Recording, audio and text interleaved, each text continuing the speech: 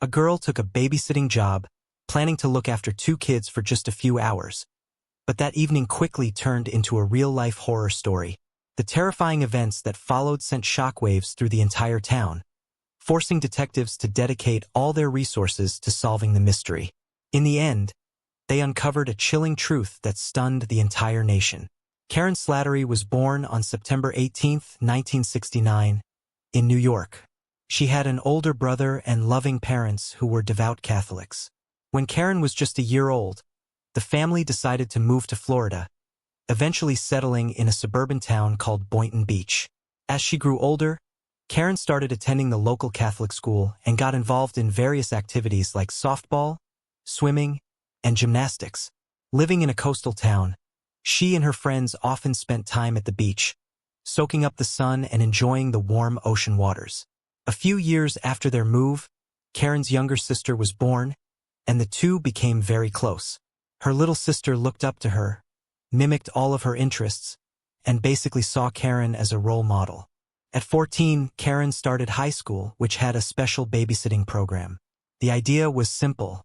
Parents who needed a babysitter for their kids would contact the school, and they would assign a student from the program who had attended the necessary training. For Karen, this was a great opportunity to earn her first bit of money. She loved kids and had plenty of experience looking after her younger sister, so she signed up right away. Karen quickly gained respect and trust from the local families. They loved her as well as their kids, so she always had plenty of babysitting jobs lined up.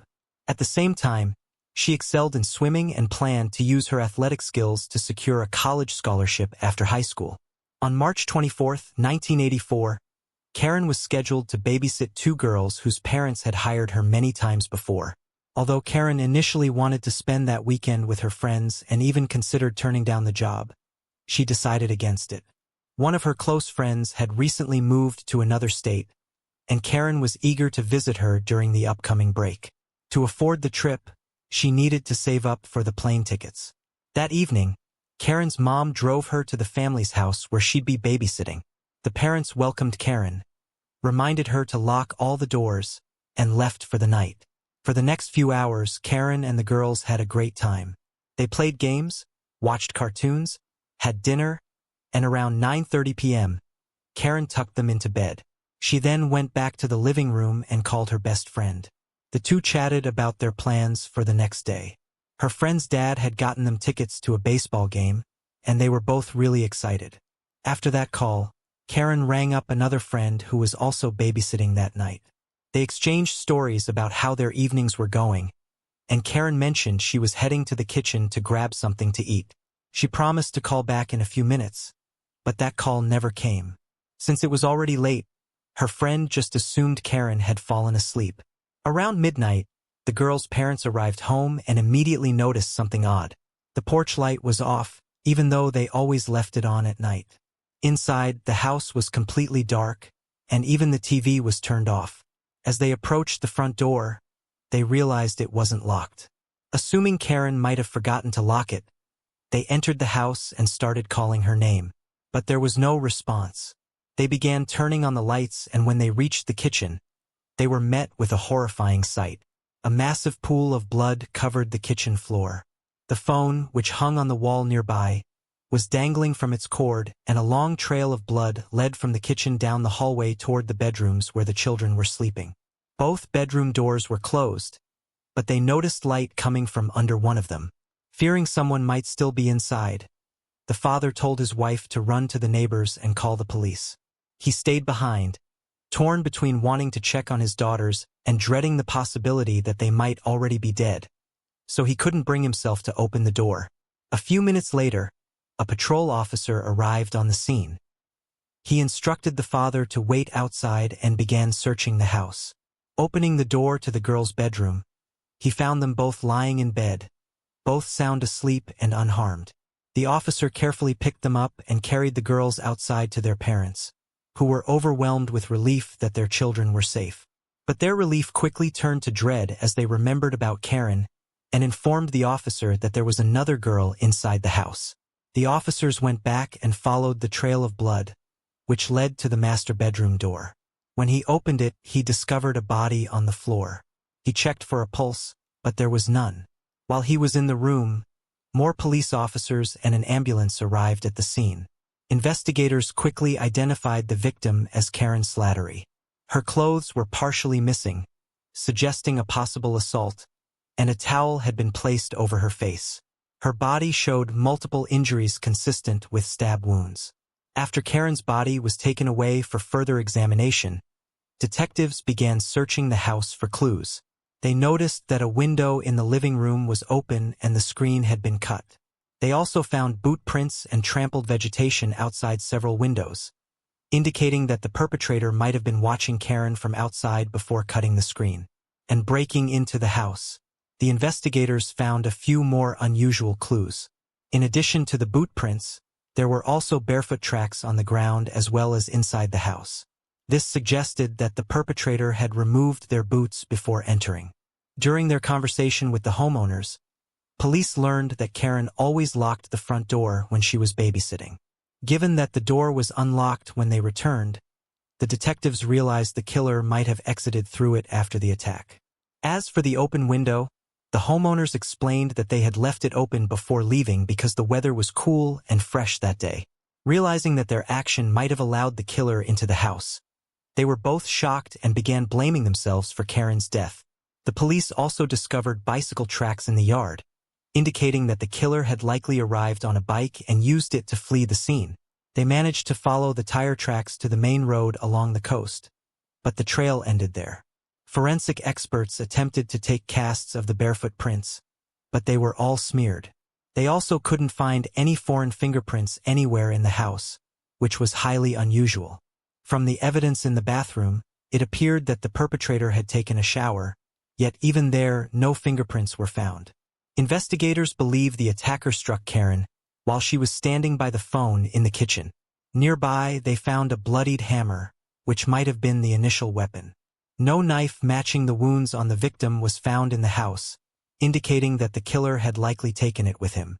The hammer, it turned out, was taken from a cabinet inside the house, suggesting that the killer had searched for it before attacking Karen. He had also taken a pair of women's gloves from the same cabinet, which he probably took with him when he left.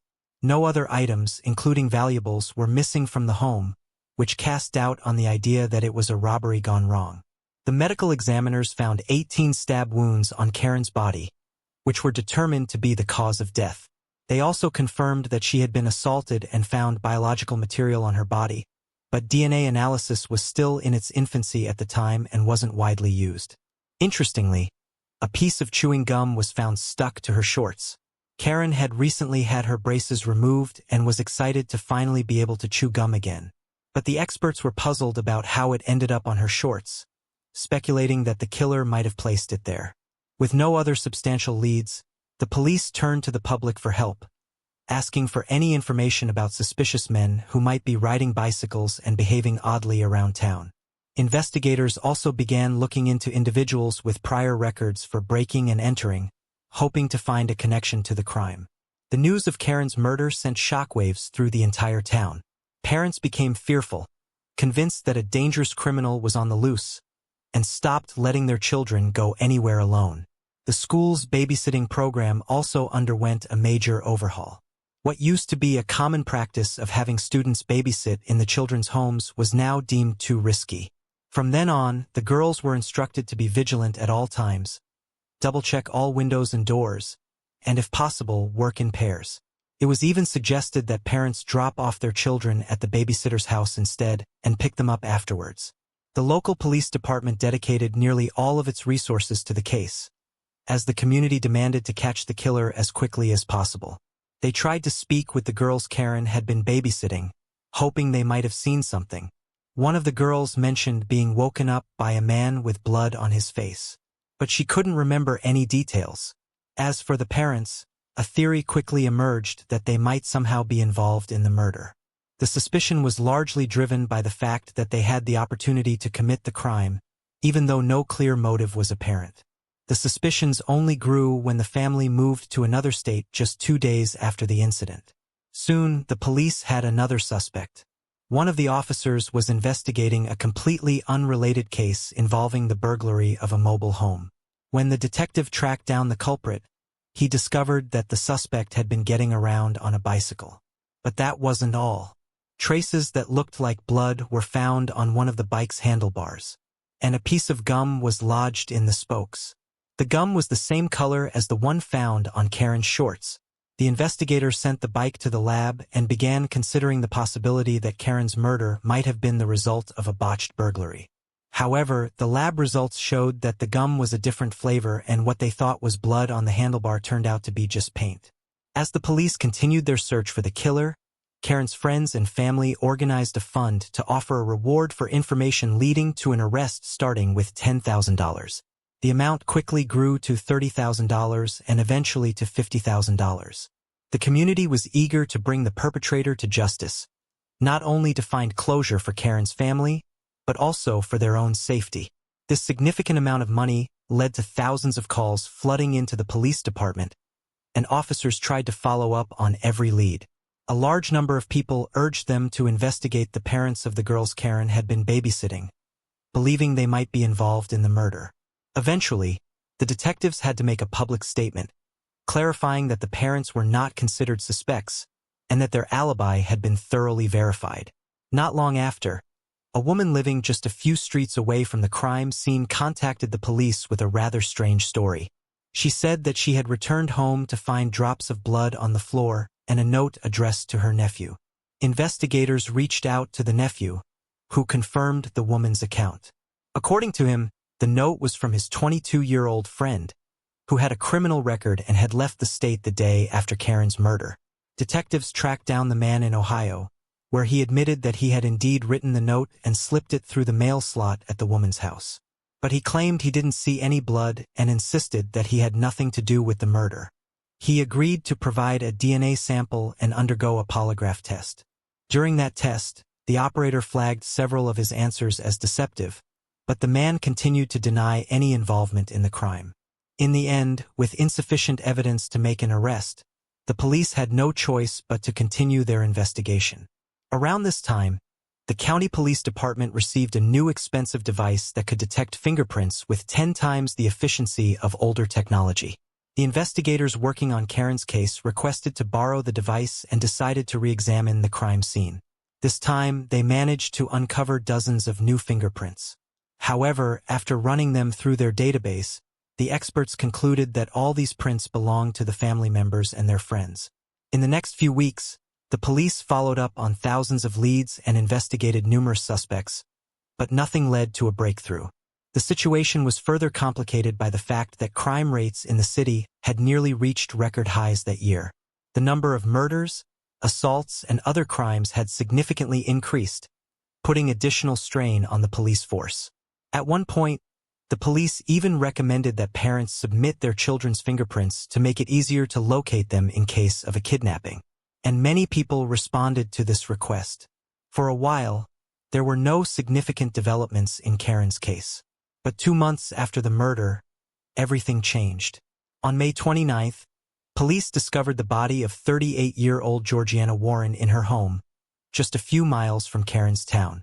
Georgiana was found on her bed with a pillow covering her face, and a hammer was lying nearby.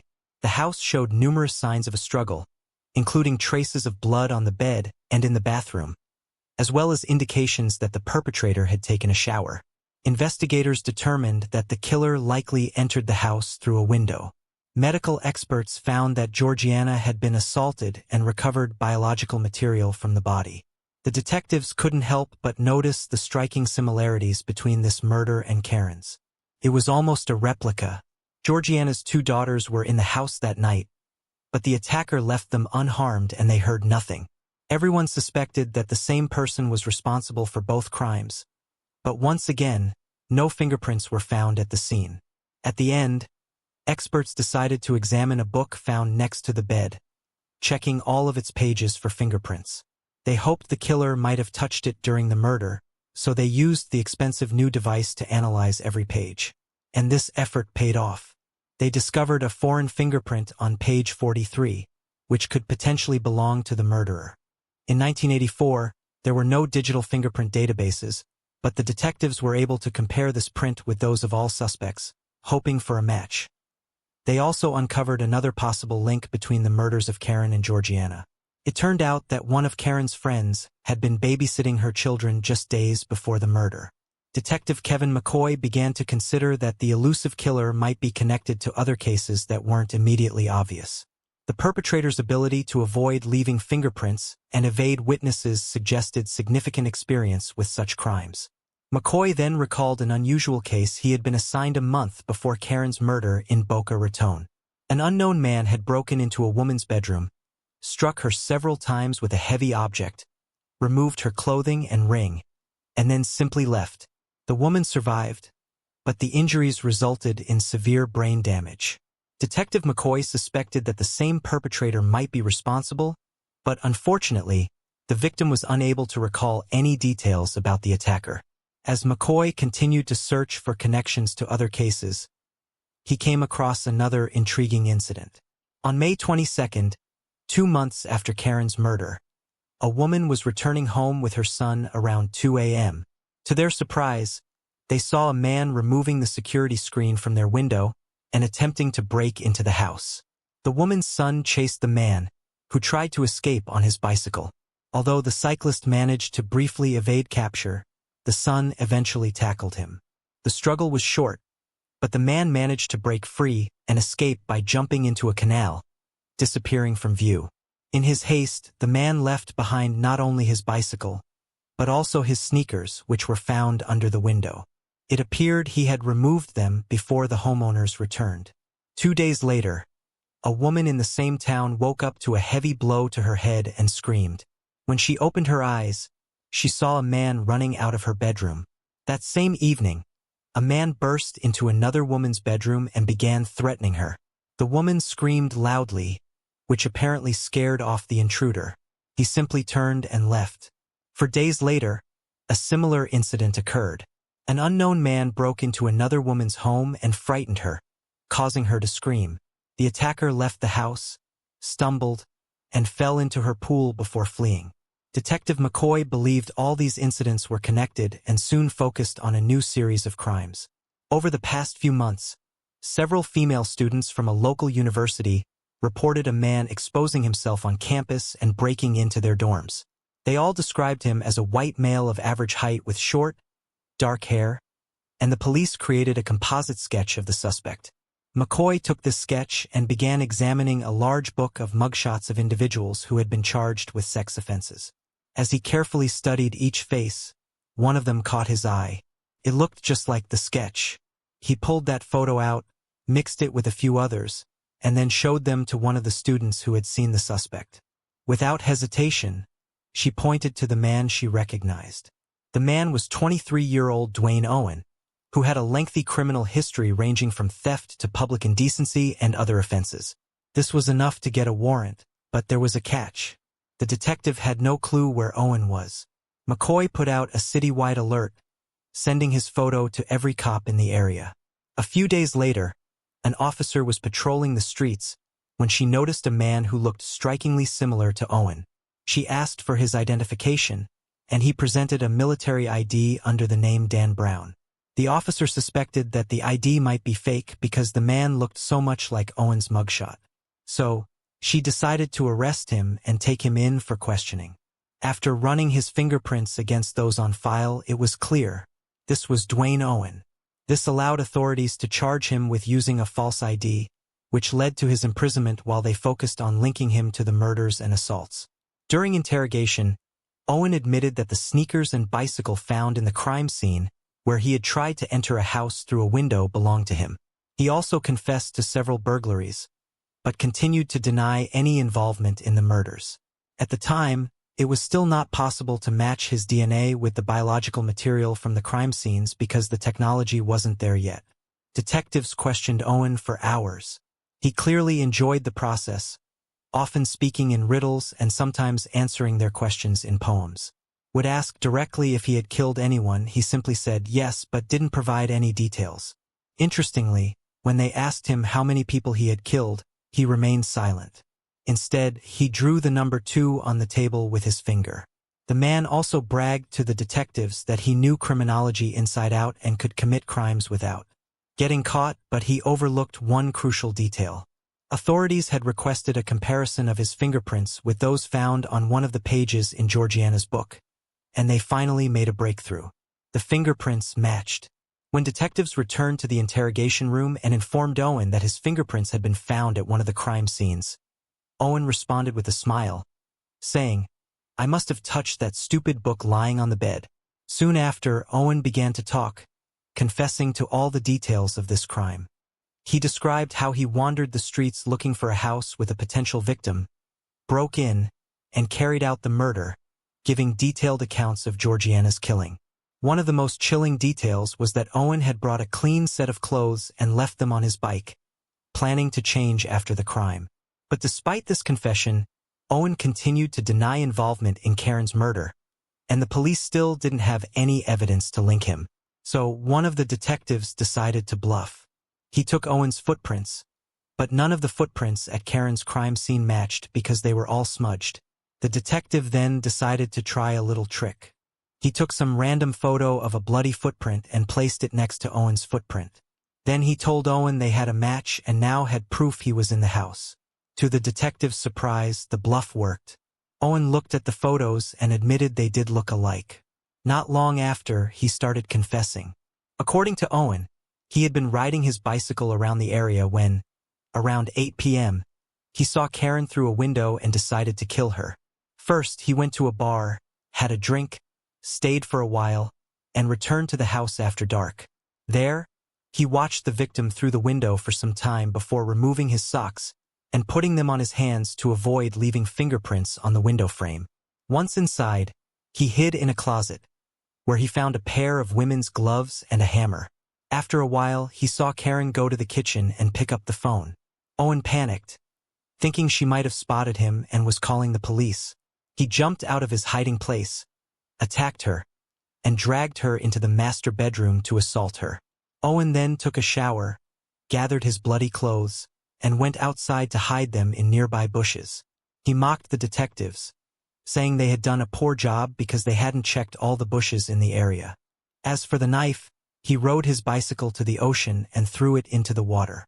After disposing of the evidence, he went home where he lived with his brother and another roommate. He set the kitchen wall clock back by 2 hours and made a lot of noise until both roommates woke up. When they came out and asked him to be quiet, Owen apologized and said, "What time is it now?" Both men looked at the clock and saw the wrong time. Owen hoped this would give him an alibi if the police questioned his roommates. After his confession, Owen was charged with the 2 murders and went to prison awaiting his trial. As investigators dug into Dwayne Owen's background, they uncovered a troubling history. Owen grew up in extremely troubled circumstances. His parents, who struggled with alcohol and drug abuse, died when he was a child. As a result, he and his brother were shuffled between several foster homes. When Owen grew up, he briefly served in the military and then took criminal justice classes in college. He later confessed that he had hoped to become a police officer, but a minor criminal record dashed those dreams. Frustrated by his thwarted ambitions, he chose to take a different path. After being charged with the murders, Owen also admitted to numerous other crimes, including assaults, indecent exposure, voyeurism, as well as breaking and entering. At the same time, he insisted that Karen and Georgiana were the only victims he had killed. While he was awaiting trial, Owen almost managed to escape from prison. He got inside a trash bin, hoping it would be loaded into a truck and taken out of the facility. Fortunately, prison guards discovered him before he could make his escape. The trial for Karen's murder began a year later. Owen refused to admit guilt, and his lawyers claimed that his confessions had been coerced and that his rights had been violated. But when the full confession tapes were played in court, there was no doubt about his guilt. In the end, Owen received 2 death sentences, one for Karen's murder and one for Georgiana's. In addition to the murder charges, he was also given 6 life sentences for his other crimes. Since then, Owen has been awaiting the execution of his death sentence. But his story didn't end there. Owen soon filed an appeal in Karen's case, arguing that his right to remain silent had been violated. He pointed to the fact that during interrogations, he repeatedly said, "I don't want to talk about this," but the police continued to question him. To everyone's surprise, the court accepted his appeal, and all charges in that case were dropped. The prosecution appealed this decision, and after 7 years, Owen was granted a new trial, which again resulted in a death sentence. Since then, Owen has been in prison awaiting execution. As is often the case, there was a long delay between the sentencing and the actual execution, and this case was no exception. Owen's execution was scheduled for June 15, 2023, nearly 39 years after the murders. Karen's younger sister came to witness the death of her sister's killer. She wanted to look Owen in the eyes, but he kept them closed until the very end. It's worth noting that Karen's sister chose a career in law enforcement and became a sheriff. She has said that after Karen's murder, she suffered from insomnia and decided that if she couldn't sleep, she might as well be doing something useful.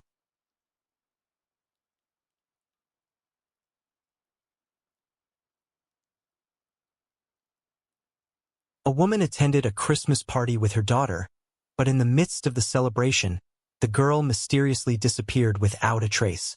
Despite an extensive search by hundreds of volunteers, police, and even the FBI, no sign of her was found. As the investigation unfolded, detectives uncovered troubling clues that painted a dark and complex picture. In the end, they did uncover a shocking truth, but it was far from what anyone had anticipated. Melissa Brannon was born on April 12, 1984 in Texas. Not long after, her parents divorced, and her mom decided to move to a small town called Lorton, Virginia.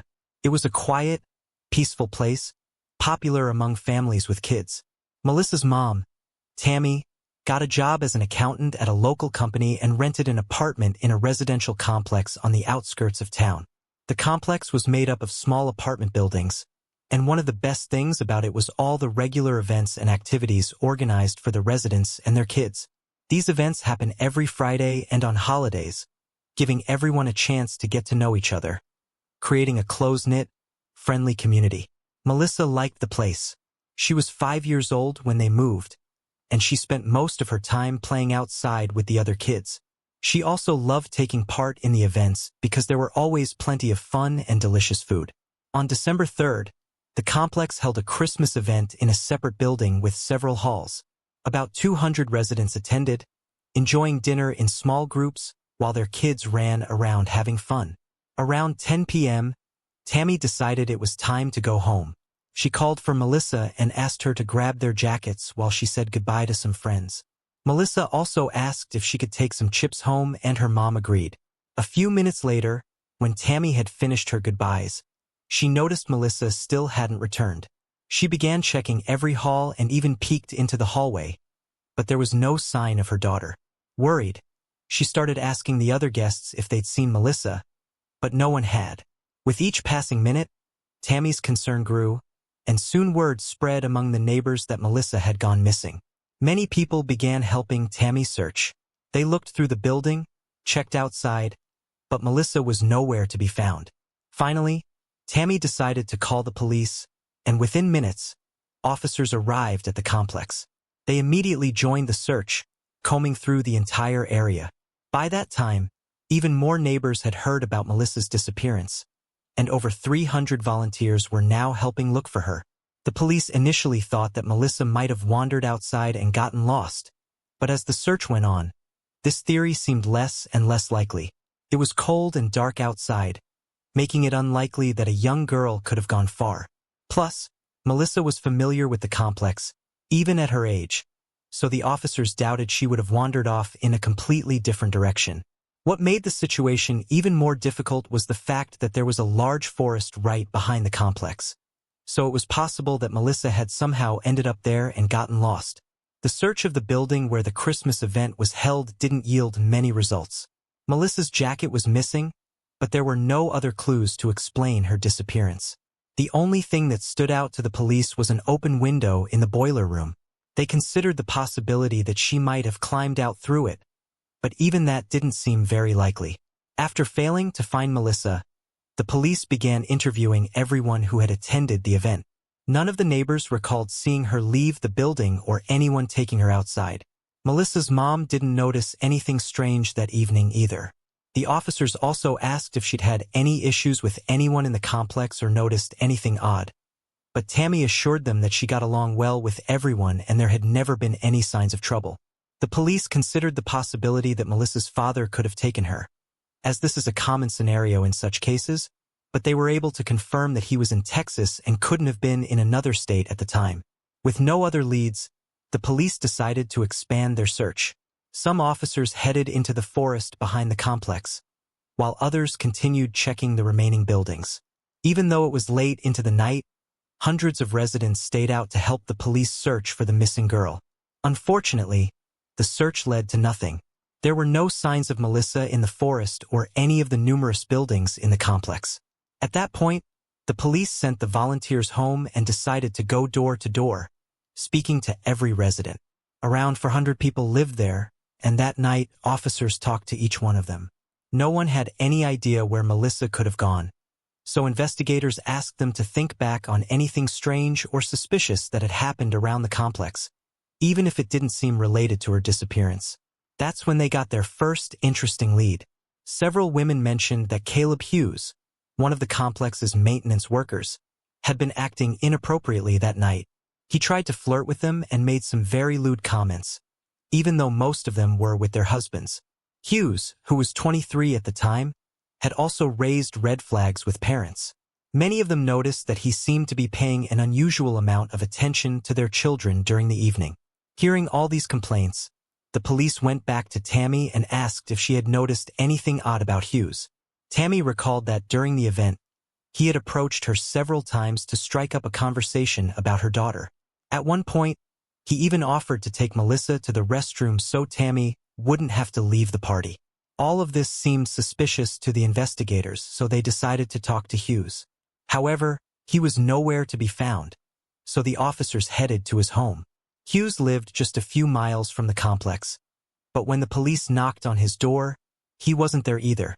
Instead, his wife answered and told them that he hadn't come home that evening. The police left but returned a few hours later. By then, Hughes was back and said he had arrived home around 12:30 a.m. The officers quickly realized that Hughes had left the complex about 2.5 hours before returning home, which was odd since his commute should only have taken about 10 minutes. Hughes claimed that he had taken a longer route to stop at a store for a pack of beer, but the police were skeptical of his story.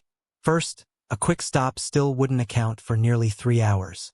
And second, there was a state law prohibiting alcohol sales after midnight. On top of that, Hughes couldn't provide a receipt for his purchase.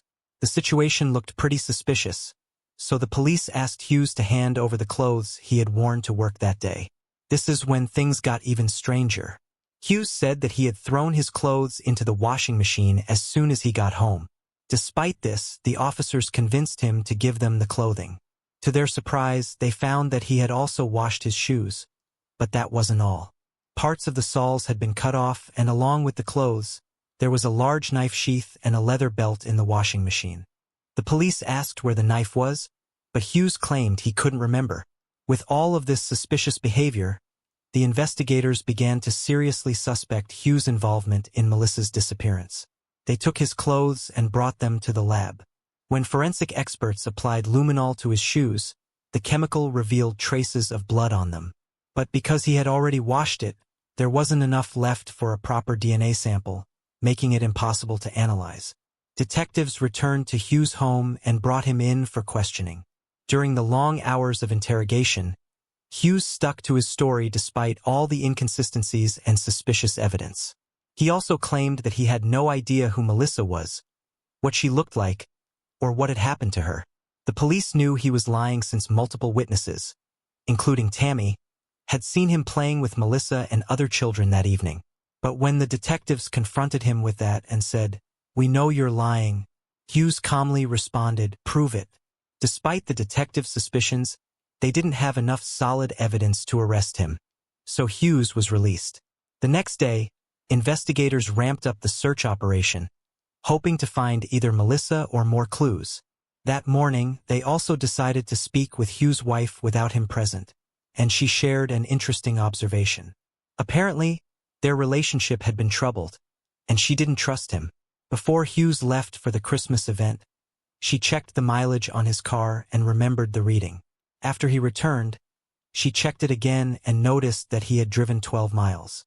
This information was crucial for the police for two reasons. First, it didn't align with his story about a trip to the store that supposedly took 2.5 hours. Second, they could now estimate the general area where Hughes might have taken Melissa. By subtracting the distance from his home to the complex, they could map out a search area based on the remaining mileage. This led them to an area covering roughly 25 square miles. To cover such a large space, the police enlisted the help of the military, called in helicopters and planes, and even brought in divers to search local bodies of water. Around 400 volunteers also joined the search. Melissa's father, who had flown in from Texas immediately after her disappearance, also took part. The police printed thousands of flyers with information about Melissa's disappearance, hoping to reach as many people as possible. It's worth noting that just 5 months before Melissa went missing, another young girl had disappeared from the same town. Her body was later found, but the police hadn't been able to identify the killer. While a large-scale search was underway, a team of forensic experts were sent to the complex. As we remember, the only potential lead the police had initially found was the open window in the boiler room. The experts examined the area and discovered something interesting. Just outside the window, there was a faint adult-sized boot print, and similar prints led all the way to the parking lot.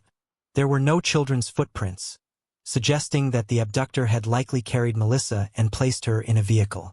The police had already searched Hughes' car, but hadn't found anything useful. At this point, the FBI got involved. They still didn't have enough evidence to arrest Hughes, so they placed him under 24-hour surveillance. A judge also ordered him to provide a DNA sample in case any new evidence surfaced. As investigators dug into Hughes' background, they uncovered a troubling history. He had multiple arrests dating back to his teenage years. He also had a history of alcohol and substance abuse and had been suspected several times of inappropriate behavior towards minors. Further investigation revealed that a few years before the incident, Hughes had received a suspended sentence for stealing a car in a neighboring county. When the detectives looked deeper, they found that he had violated his probation, leading the judge to convert his suspended sentence into actual jail time. This gave the investigators a way to put Hughes behind bars, even if it was for a lesser crime. In the following weeks, the search for Melissa continued, but it was fruitless. The terrain made things even more difficult. Most of the area was covered in dense forests with a large river running through it. Then, about 2 months after Melissa's disappearance, something unexpected happened. An unidentified man called Tammy, claiming he had Melissa and demanded a ransom of $75,000. Tammy immediately informed the police, and the FBI agents advised her to gather the money and meet the caller. They quickly set everything up, placing dozens of agents around the area, and began waiting for the supposed kidnapper to show up. Before long, 2 men approached Tammy, and the FBI agents swiftly arrested them. It turned out these men had no connection to Melissa's disappearance. They were just 2 local university students who had seen the news about the missing girl and thought they could make some easy money. Instead, they earned themselves prison sentences. One was sentenced to 7.5 years, and the other received nearly 4 years behind bars. Once again, the investigators found themselves at a dead end. They had a prime suspect, but no solid evidence and no sign of Melissa. In a move to break the case, the detectives decided to re-examine Hughes' car more thoroughly using advanced forensic tools from the FBI. But there was a catch. The car belonged to his wife, so they needed her permission. Fortunately, she immediately agreed, and the forensic team began their work. First, they applied luminol, which revealed traces of blood on the driver's seat mat, pedals, steering wheel, and windshield. This deepened their suspicions of Hughes, but once again, they were unable to extract a usable DNA sample from the blood. Next, the experts decided to search the car for hair, fibers, and other potential clues. But they faced another significant challenge. The car was a mess. The interior was covered in dirt, trash, and dog hair, making it difficult to identify useful evidence amidst the chaos. One of the experts came up with a plan to collect evidence manually using tape. He meticulously went over all the surfaces in the car, then sent the collected materials to the FBI's forensic lab. At first, they found mostly dog hair, which was irrelevant since Hughes and his wife owned 2 large dogs. But then, the forensic experts noticed a different type of hair, dyed black rabbit fur. He soon learned this was the same material used in the coat belonging to Melissa's mother, Tammy. To confirm the match, the experts requested Tammy's coat and verified that the rabbit fur was identical. Investigators theorized that the fur could have transferred to Melissa's clothing when she went to retrieve their coats, or in other situations, as Tammy frequently wore the coat during winter and Melissa was always near her mother. In addition to the fur, the experts found a single light-colored hair that matched strands from Melissa's hairbrush, but the most significant clue was still to come. Numerous small red and blue fibers were found on the car's passenger seat. Since Melissa had been wearing a red and blue sweater and skirt on the night she disappeared, investigators needed to track down those exact clothing items to confirm the connection. They spoke with Melissa's grandmother, who had bought the outfit for her, but she couldn't recall the specific store. The police scoured local shops in an attempt to find matching clothes, but came up empty-handed. The forensic expert kept pondering how to prove the fiber similarity to Melissa's outfit. One evening, while discussing this dilemma with his wife, she asked him to describe the clothing. After hearing his description, she suggested that the items might have been sold at JCPenney, a major retail chain where she often shopped for their children. She even had a collection of JCPenney's catalogs from over the years. She decided to help and began searching through those catalogs, looking for similar clothing. A while later, as she flipped through a Christmas catalog from the previous year, she found what they were looking for. On page 11 was an outfit identical to the one Melissa had been wearing when she disappeared. The breakthrough allowed the investigators to establish a stronger link between Hughes' car and Melissa, as the fibers' colors matched the clothes in the catalog. The FBI immediately contacted the company, but they faced another setback. The outfit in question had completely sold out. However, the company offered a potential solution. Since the outfit was sold exclusively through catalogs and only 7,000 sets had been produced, they suggested providing the investigators with a list of all the buyers so the police could track down one of the outfits.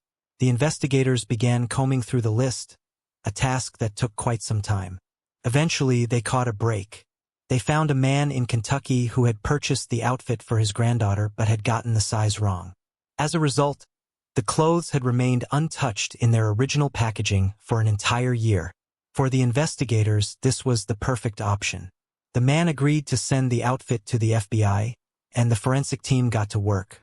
This particular model had a unique feature. The manufacturer had created a custom shade of dark blue, coded 887, which was patented and hadn't been used in any other clothing line. After comparing the fibers from this outfit, the experts concluded that they were an exact match to the fibers found in Hughes' car. This provided compelling evidence that one of the 7,000 children who had been bought this outfit had been in his vehicle. Although it didn't definitely prove that Hughes had abducted Melissa, the odds of another child wearing this rare outfit being in his car were astronomically low. As a final step, the expert conducted an additional test. He collected over 100 similar colored fibers from various types of clothing and performed 7,983 tests to compare them with the fibers from Hughes' car. The results showed minimal differences across all the fibers, except for 2 types. The set from the store and the fibers from Hughes' passenger seat were 100% match.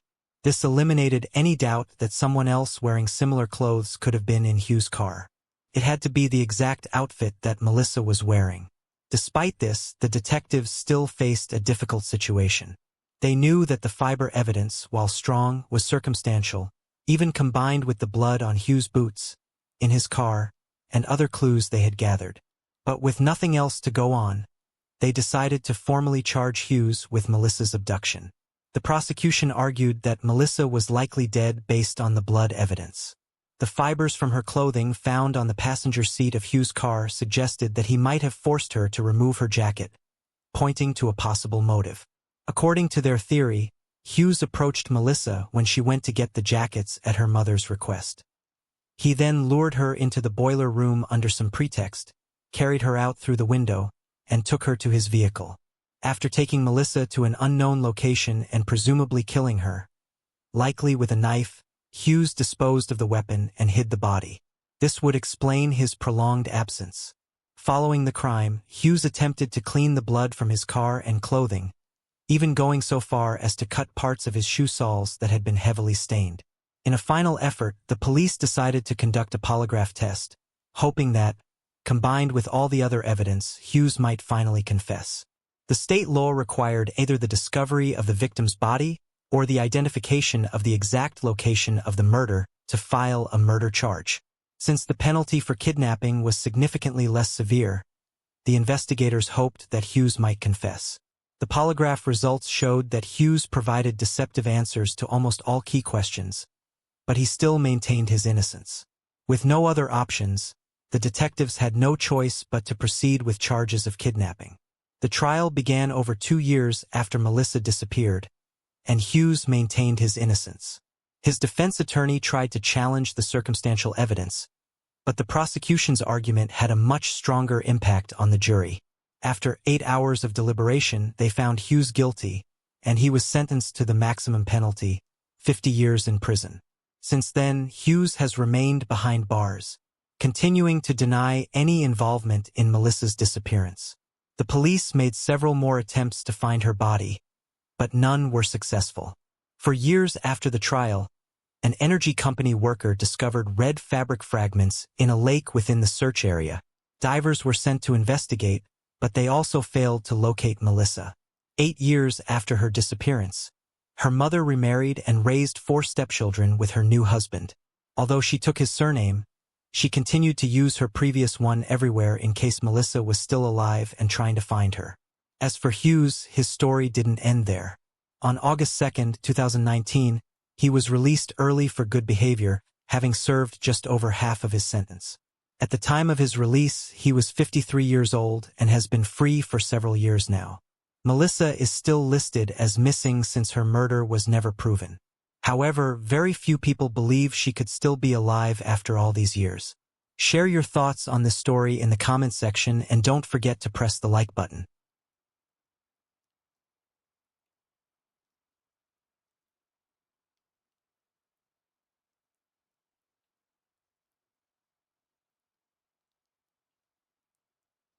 Jennifer Ashcroft, a strikingly beautiful 52-year-old woman, had built her fortune in the cutthroat world of biotech. Her company was at the forefront of brain interface technology, and Jennifer was known for her razor-sharp intellect and unyielding determination. She moved through life with the confidence of someone who always got what she wanted, whether in the boardroom or the bedroom. A 20-year-old Ryan Breslin, with his brooding good looks, seemed an unlikely match for the poised and polished Jennifer. A college dropout with a troubled past, Ryan had drifted through a series of dead-end jobs before a chance encounter with Jennifer changed the trajectory of his life. Their relationship, while unconventional, appeared to offer both parties what they desired. For Jennifer, a vibrant young companion to stave off loneliness, and for Ryan, financial security and a taste of luxury he had never known. For nearly a year, their arrangement flourished in the shadows of Rivorton. But as summer gave way to autumn, a shift in their delicate dynamic would set in motion a chain of events that would end in bloodshed, leaving the community to grapple with the dark undercurrents that had been flowing beneath its pristine surface all along. Jennifer Ashcroft's path to wealth and power began in the middle-class suburbs of Boston. Born to a high school chemistry teacher and a librarian, young Jennifer showed an early aptitude for science and an insatiable curiosity about the human mind. Her parents, recognizing her potential, scrimped and saved to provide her with every educational opportunity they could afford. At 16, Jennifer's life took a dramatic turn when her science fair project on neurotransmitters caught the eye of a visiting professor from MIT. Impressed by her precocious talent, he became her mentor, guiding her through accelerated studies and into the prestigious neuroscience program at MIT. It was here that Jennifer's ambition truly took flight. During her graduate studies, Jennifer's research into neuroplasticity attracted the attention of several biotech startups. By 25, she had secured her first patent, a fledgling company working on brain-computer interfaces. Under Jennifer's leadership, the company flourished, its stock price soaring as breakthroughs in the technology made headlines. With each success, Jennifer's wealth and influence grew, but so did her reputation for ruthlessness. Former colleagues spoke in hushed tones of her ability to charm and manipulate, to identify weaknesses and exploit them mercilessly. Jennifer's personal life was marked by a series of short-lived marriages, each ending as her partners found themselves unable to compete with her true passion, her work. Her first husband, a fellow researcher she met at MIT, lasted 3 years before filing for divorce, citing emotional neglect. The second, a charming venture capitalist, made it to year 5 before Jennifer's suspicions of his infidelity led to an acrimonious split. After her third divorce at 48, from a younger art dealer who claimed she had become obsessively controlling, Jennifer swore off traditional relationships. Instead, she began to seek out the company of much younger men, drawn to their vitality and the uncomplicated nature of purely transactional arrangements. It was a lifestyle that suited her, allowing her to maintain control while satisfying her needs for companionship and physical intimacy. Yet as Jennifer approached her 50s, a creeping sense of loneliness began to gnaw at her. It was this vulnerability, carefully hidden beneath her polished exterior, that would leave her susceptible to the intoxicating allure of Ryan Breslin and the destructive jealousy that would follow.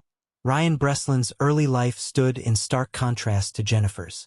Born in a small town in rural Pennsylvania, Ryan was the youngest of 4 children in a family perpetually teetering on the edge of poverty. His father, a long-haul trucker with a penchant for alcohol, was rarely home.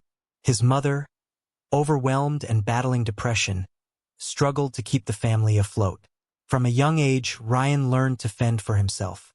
Blessed with good looks and natural charm, he discovered early on that these attributes could be leveraged to his advantage.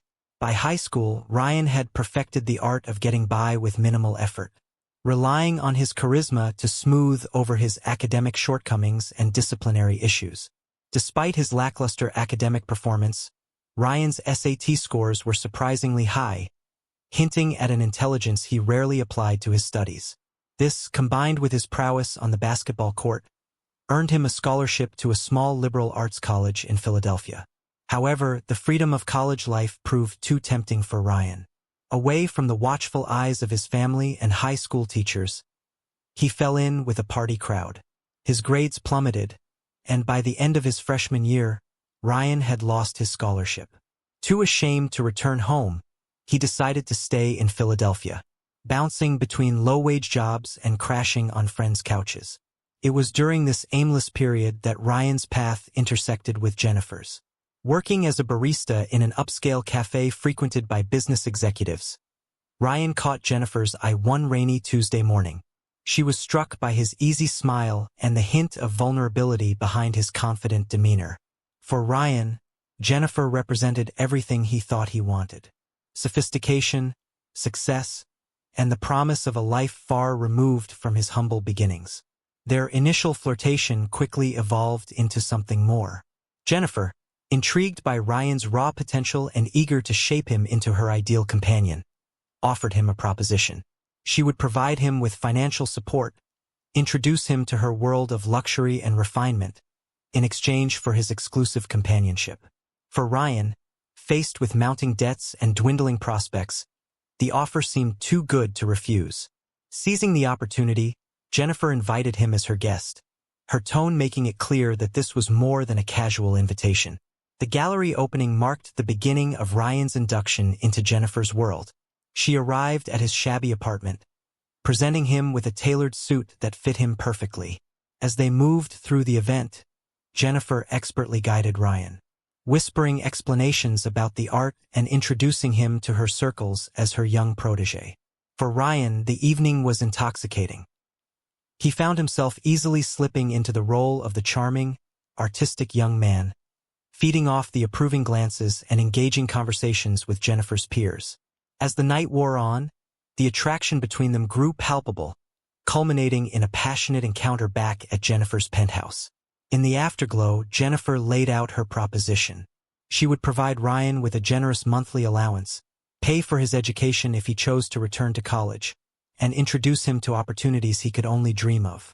In return, she expected his companionship, discretion, and exclusivity. Ryan, seeing a chance to reinvent himself and escape his directionless existence, agreed without hesitation. The following months were a whirlwind for Ryan. Jennifer moved him into the guest house on her estate, replacing his wardrobe with designer labels and introducing him to the finer things in life.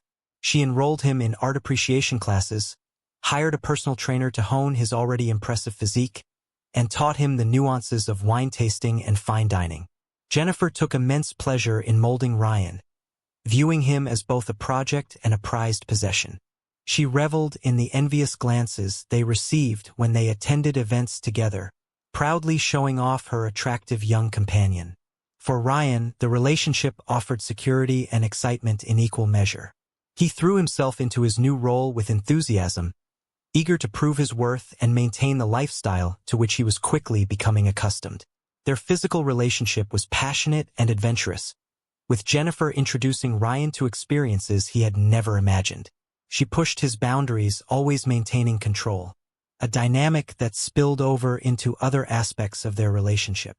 As summer turned to fall, Jennifer and Ryan settled into a rhythm of lavish vacations, social events, and intimate evenings at home. To the outside world, they appeared to be an unconventional but happy couple. However, beneath the surface, the seeds of codependency and obsession were taking root, setting the stage for the turmoil that was to come. The delicate balance of Jennifer and Ryan's relationship began to shift with the arrival of Aria Thornton, a 20-year-old art history major at the local university. Aria entered their lives innocuously enough as a part-time docent at the Museum of Modern Art. Ryan first encountered Aria during one of his frequent visits to the museum, a habit encouraged by Jennifer to further his art education. Aria was leading a tour group, her passion for the artwork evident in her animated descriptions. An insightful commentary. Ryan found himself drawn to her enthusiasm, so different from Jennifer's calculated appreciation of art as a status symbol. After the tour, Ryan approached Aria, engaging her in a discussion about the exhibition.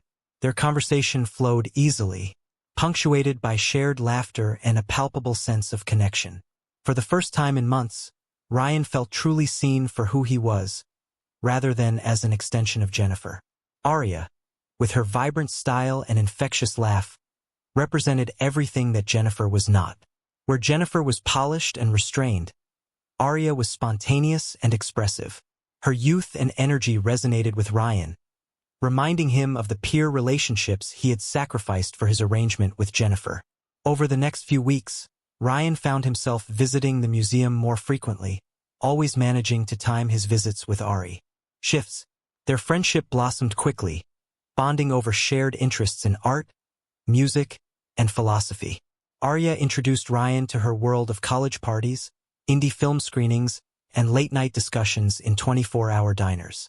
For Ryan, these interactions with Aria and her friends were a breath of fresh air. He rediscovered parts of himself that had been suppressed in his relationship with Jennifer, including his own artistic aspirations.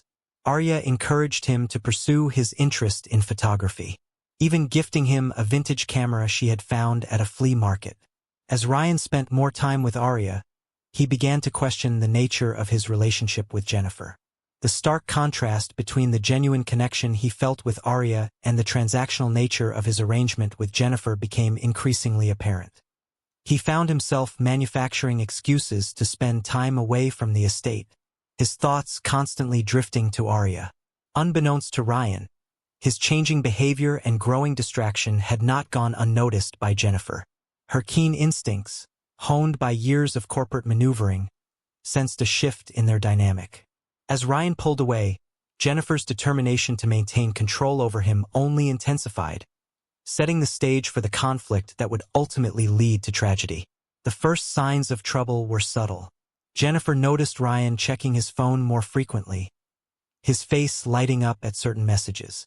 He began to spend more time at the museum, citing a newfound passion for contemporary art.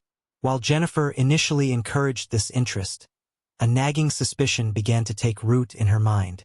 One evening, as they prepared for a charity gala, Jennifer casually asked about Ryan's day at the museum. His response was enthusiastic, filled with details about a new exhibition. But it was the mention of Aria, the incredibly knowledgeable docent, that caught Jennifer's attention. The way Ryan's eyes sparkled as he spoke of her set off alarm bells in Jennifer's head. Determined to uncover the truth, Jennifer began to monitor Ryan more closely. She installed a GPS tracker on his phone under the guise of a security upgrade. She hired a private investigator to follow him during his outings.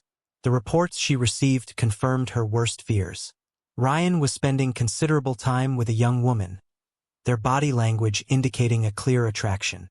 As evidence of Ryan's growing connection with Aria mounted, Jennifer's jealousy festered. She oscillated between icy detachment and clingy desperation, her moods becoming increasingly unpredictable. One moment she would shower Ryan with expensive gifts. The next, she would subject him to passive-aggressive comments and veiled threats. Jennifer's behavior began to affect her professional life as well. She became distracted during important meetings, snapping at employees for minor infractions. Her assistant noticed an increase in her alcohol consumption, often finding empty wine bottles in her office trash. Unable to contain her suspicions any longer, Jennifer confronted Ryan after a particularly late night out. She demanded to know where he had been, accusing him of betraying her trust. Ryan, caught off guard, attempted to downplay his friendship with Aria, insisting that Jennifer was overreacting.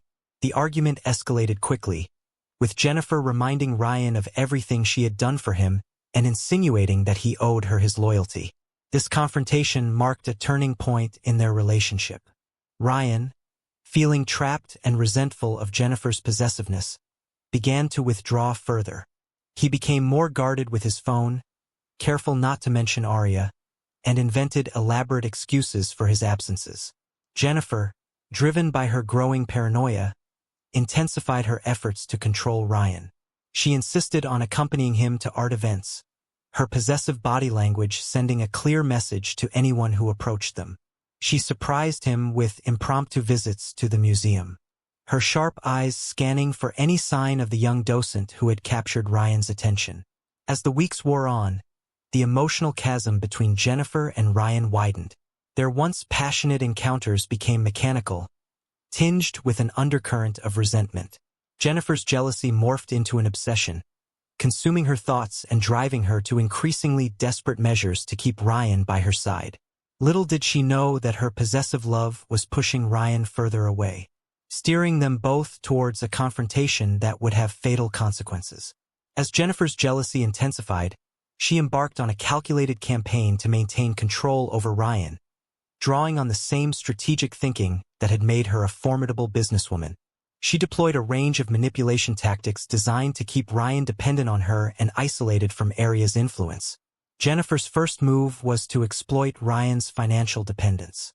She began to withhold his allowance, citing fictitious issues with her accounts or claiming she needed to reallocate funds for business purposes.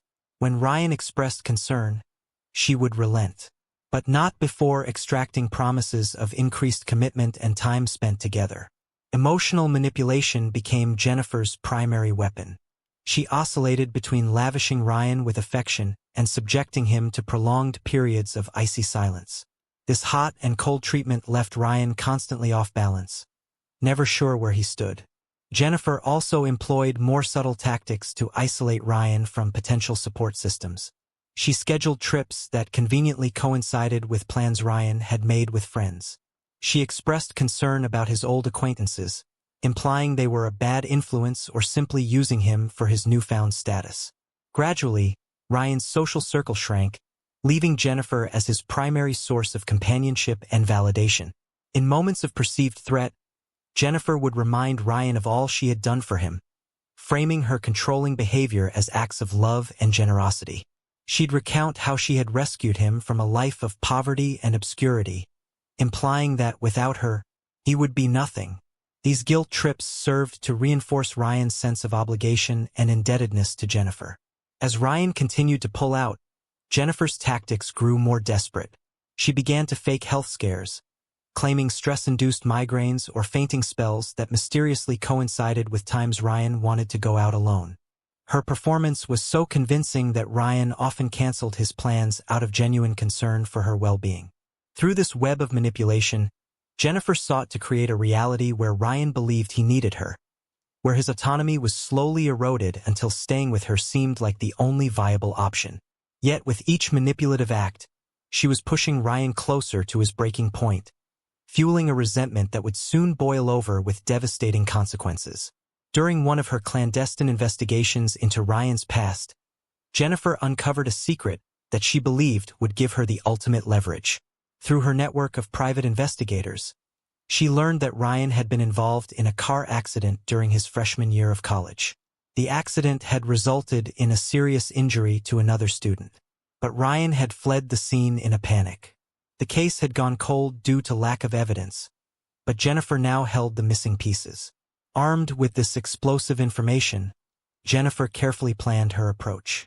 She waited for a moment when Ryan was particularly vulnerable, after a heated argument about his increasing absences. As Ryan turned to leave, Jennifer calmly mentioned the accident. The color drained from Ryan's face as he slowly turned back to her. Jennifer laid out the facts with cold precision, producing police reports. She made it clear that she possessed enough evidence to reopen the case and implicate Ryan. The unspoken threat hung heavy in the air. If Ryan didn't comply with her wishes, she would turn the information over to the authorities. The revelation shattered Ryan. The accident had been the catalyst for his downward spiral in college, the guilt eating away at him for years. He had convinced himself that by leaving his old life behind, he could escape his past. Now that illusion was cruelly stripped away. Jennifer pressed her advantage, presenting Ryan with a choice. He could recommit to their relationship, cut all ties with Arya and follow Jennifer's rules to the letter, or she would expose his secret, ruining his life and possibly sending him to prison. Trapped and desperate, Ryan initially agreed to Jennifer's demands. He stopped visiting the museum, ignored Arya's increasingly worried messages, and became a virtual prisoner in Jennifer's gilded cage. Jennifer reveled in her victory, believing she had finally secured Ryan's unwavering loyalty. However, the weight of the blackmail soon began to take its toll on both of them. Ryan became withdrawn and depressed, his once vibrant personality dulled by the constant stress of living under threat. He went through the motions of their relationship, but the spark that had initially drawn Jennifer to him was extinguished. Jennifer, for her part, found that her victory left her feeling hollow. The passionate, challenging young man she had fallen for was replaced by a submissive shell. She vacillated between guilt over her actions and frustration at Ryan's listlessness. As weeks passed, the tension in the household became unbearable. Ryan's resentment simmered just below the surface. While Jennifer's paranoia grew, she became convinced that Ryan was plotting against her, looking for a way to neutralize her leverage. The situation was untenable, a powder keg waiting for a spark.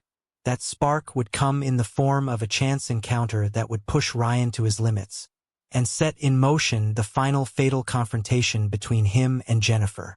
The catalyst for the final confrontation came on a crisp autumn evening. Jennifer had dragged Ryan to a gallery opening, parading him before her peers like a prized possession. As they moved through the crowd, Ryan's eyes locked with a familiar face across the room. It was Arya, looking striking in a vintage dress, her presence a stark reminder of the freedom and genuine connection he had lost. Before Jennifer could react, Ryan mumbled an excuse and fled the gallery.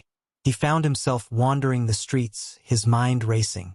The chance encounter with Arya had awakened something in him, a fierce desire for freedom, a reminder of the person he once was and could be again. When Ryan finally returned to the estate in the early hours of the morning, he found Jennifer waiting for him, her face a mask of cold fury. The argument that ensued was unlike any they had before. Ryan, emboldened by his realization and no longer willing to be controlled, confronted Jennifer about her manipulation and blackmail. Jennifer, sensing she was losing her grip on Ryan, resorted to her final play. She reminded him of the evidence she held, threatening not only to expose his past, but to use her influence to destroy any future he might hope to have. She painted a vivid picture of the ruin that awaited him if he dared to leave her. But instead of cowing Ryan, her threats only served to strengthen his resolve. In a moment of clarity, he realized that no future with Jennifer, no matter how luxurious, was worth the price of his soul. With a calmness that belied the turmoil within him, Ryan told Jennifer that he was leaving, regardless of the consequences.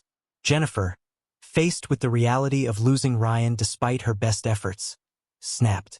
What happened next would shock the community and change both their lives forever. As Ryan turned to leave, Jennifer's composure shattered completely. With a primal scream of rage and desperation, she lunged at him, her manicured nails raking across his face. Ryan, caught off guard by the sudden violence, stumbled backward, knocking over an antique vase that shattered on the marble floor. The sound of breaking porcelain seemed to push Jennifer further into a frenzy. She grabbed a heavy crystal decanter from the bar cart and swung it at Ryan's head.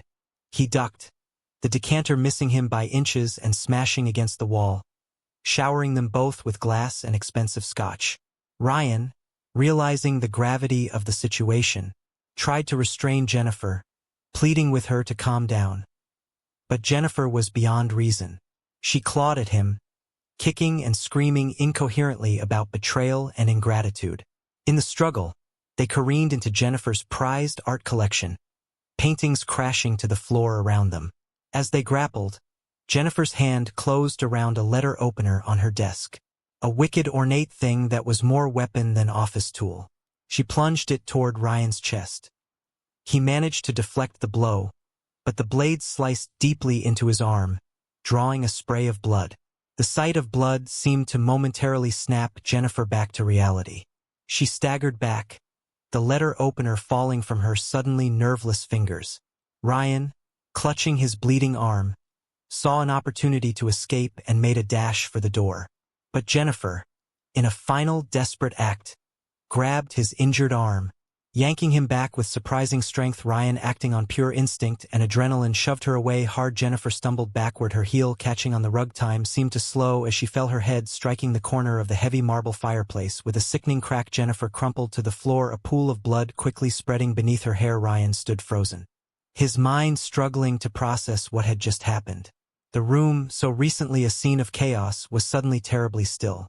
With trembling hands, Ryan checked for a pulse, finding none. The realization hit him like a physical blow. Jennifer was dead, and his life as he knew it was over. In a daze, he stumbled out of the house into the cool night air, leaving behind a scene of destruction that would soon become the center of a sensational investigation. The grisly discovery was made by Jennifer's housekeeper, Elodia Ramirez, early the next morning. Her screams upon finding her employer's lifeless body shattered the tranquil morning silence of Rivorton, bringing neighbors running and prompting a flurry of calls to 911. Detective Lydia Blackwell, a veteran of the Rivorton Police Department's Homicide Division, arrived at the scene within the hour. The opulent living room, now a tableau of violence, told a story of a fierce struggle. Broken glass crunched under her feet as she made her initial survey, noting the overturned furniture, shattered artifacts, and the smears of blood that led to Jennifer's body by the fireplace. As crime scene technicians swarmed the house, Detective Blackwell began piecing together the events of a previous night. Security camera footage showed Ryan fleeing the premises in the early hours of the morning, his shirt stained with blood. His swift disappearance made him the prime suspect, and an all-points bulletin was issued for his arrest. As the investigation progressed, a more complex picture began to emerge. Interviews with staff and acquaintances revealed the tumultuous nature of Jennifer and Ryan's relationship. Several witnesses reported hearing frequent arguments and expressed concern about Jennifer's increasingly erratic behavior. A breakthrough came when detectives discovered Jennifer's hidden files detailing her investigation into Ryan's past. The evidence of blackmail added a new dimension to the case, suggesting that Ryan might have been acting in desperation rather than cold-blooded murder. Meanwhile, Ryan remained at large. Sightings were reported across the state, but he managed to elude capture. The turning point in the investigation came from an unexpected source. Aria Thornton, racked with guilt over her role in the events, came forward with crucial information. She provided investigators with text messages and voicemails from Ryan, documenting Jennifer's escalating behavior and his growing fear. Arya's testimony painted a picture of Ryan as a victim of manipulation and abuse, trapped in a gilded cage by Jennifer's wealth and threats. This new perspective prompted Detective Blackwell to dig deeper into Jennifer's past, uncovering a pattern of obsessive behavior and allegations of stalking from her previous relationships. Forensic evidence from the crime scene began to corroborate Ryan's version of events. The angle of Jennifer's fatal injury was consistent with an accidental fall, and defensive wounds on her hands suggested she had been the aggressor in the final confrontation. Perhaps the most damning evidence came from Jennifer's own digital footprint. A thorough examination of her computers revealed the full extent of her surveillance of Ryan, including GPS tracking data and recordings from hidden cameras in their home. The level of invasion and control shocked even the most seasoned investigators. As the true nature of Jennifer and Ryan's relationship came to light, public opinion began to shift. The narrative of the gold-digging boy toy gave way to a more nuanced understanding of a young man trapped in an abusive situation. Initially charged with second-degree murder, Ryan's case took an unexpected turn. As evidence of Jennifer's manipulation and abuse mounted, the district attorney's office faced increasing pressure to reconsider the charges.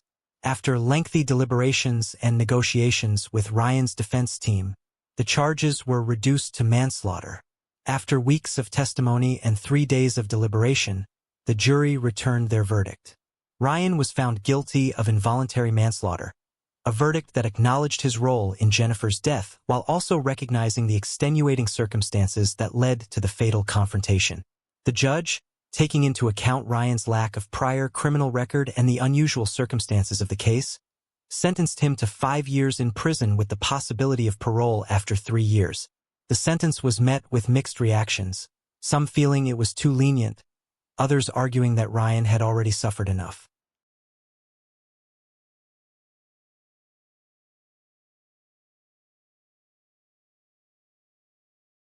'55 Robert Schumann Boulevard, located in the city of Nantes in western France, was home to the Dupont de Ligonnes family.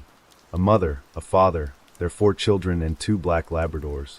By all accounts, they appear to be a completely normal upper-middle-class family. They came from a respectable background and were actively involved in the local community. They weren't the type of people to get involved in any sort of illicit activities, nor did they break the law.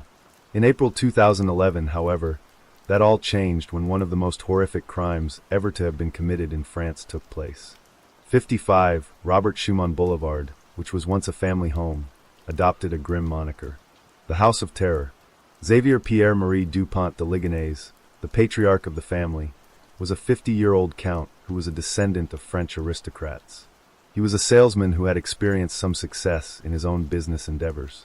Xavier's 48-year-old wife, Agnes Udonger, who he first met in the 1980s, worked at a Catholic school and was known to be very religious, attending Mass every Sunday and running a Bible study group.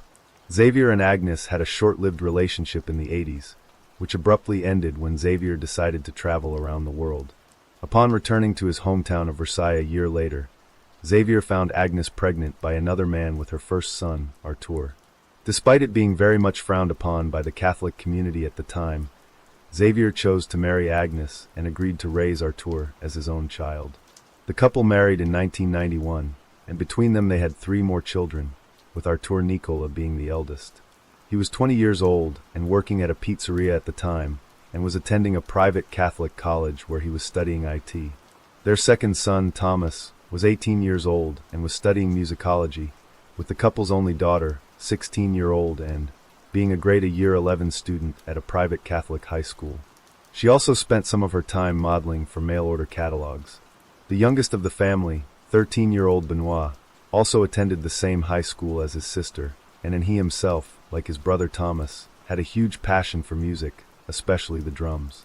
Life carried on as normal, with both parents working their respective jobs and their children attending their various educational institutions. Nothing appeared to be out of the ordinary. That was until the afternoon of the 11th of April, 2011.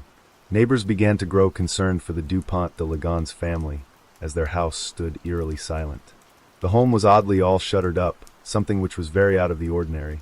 Even when the family went on holiday, they never closed the window shutters. A neighbor also noticed a note taped to the front door, asking the mail carrier to not deliver any more mail to the property. This in itself was very strange, and after 2 days of no movement within the property, concerned neighbors contacted authorities who subsequently arrived at the residence to see what was going on. Upon their arrival at the home on the 13th of April, local police found the front door locked and nobody answered the door. As a result, a locksmith was contacted and changed the locks. Upon entering, nothing appeared to have been out of place, other than all of the beds having been stripped and some of the closets were open. Police concluded that the family had left the house of their own accord, therefore there was no need to open a formal investigation. All but one of the family cars, a Citroën C5, were parked in their usual spots. What was odd, however, was that the Citroën was far too small to facilitate 2 adults, for children and 2 Labradors. There was no way they all traveled in the same vehicle.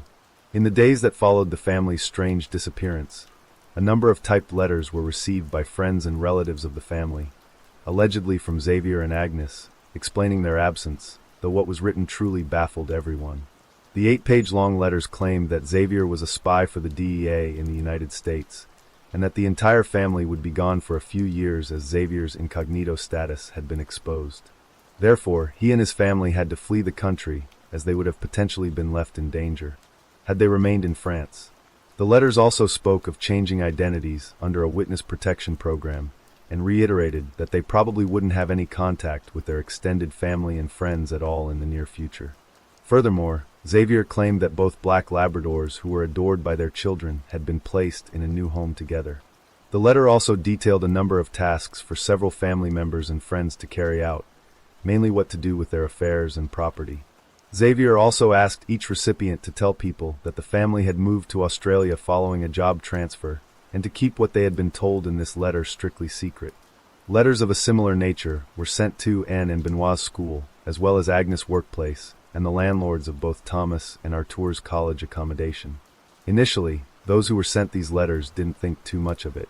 Xavier was an eccentric individual. Working for the DEA genuinely seemed to be a possibility, despite how far-fetched it sounded, and nobody really doubted it at that point, other than Agnes' family.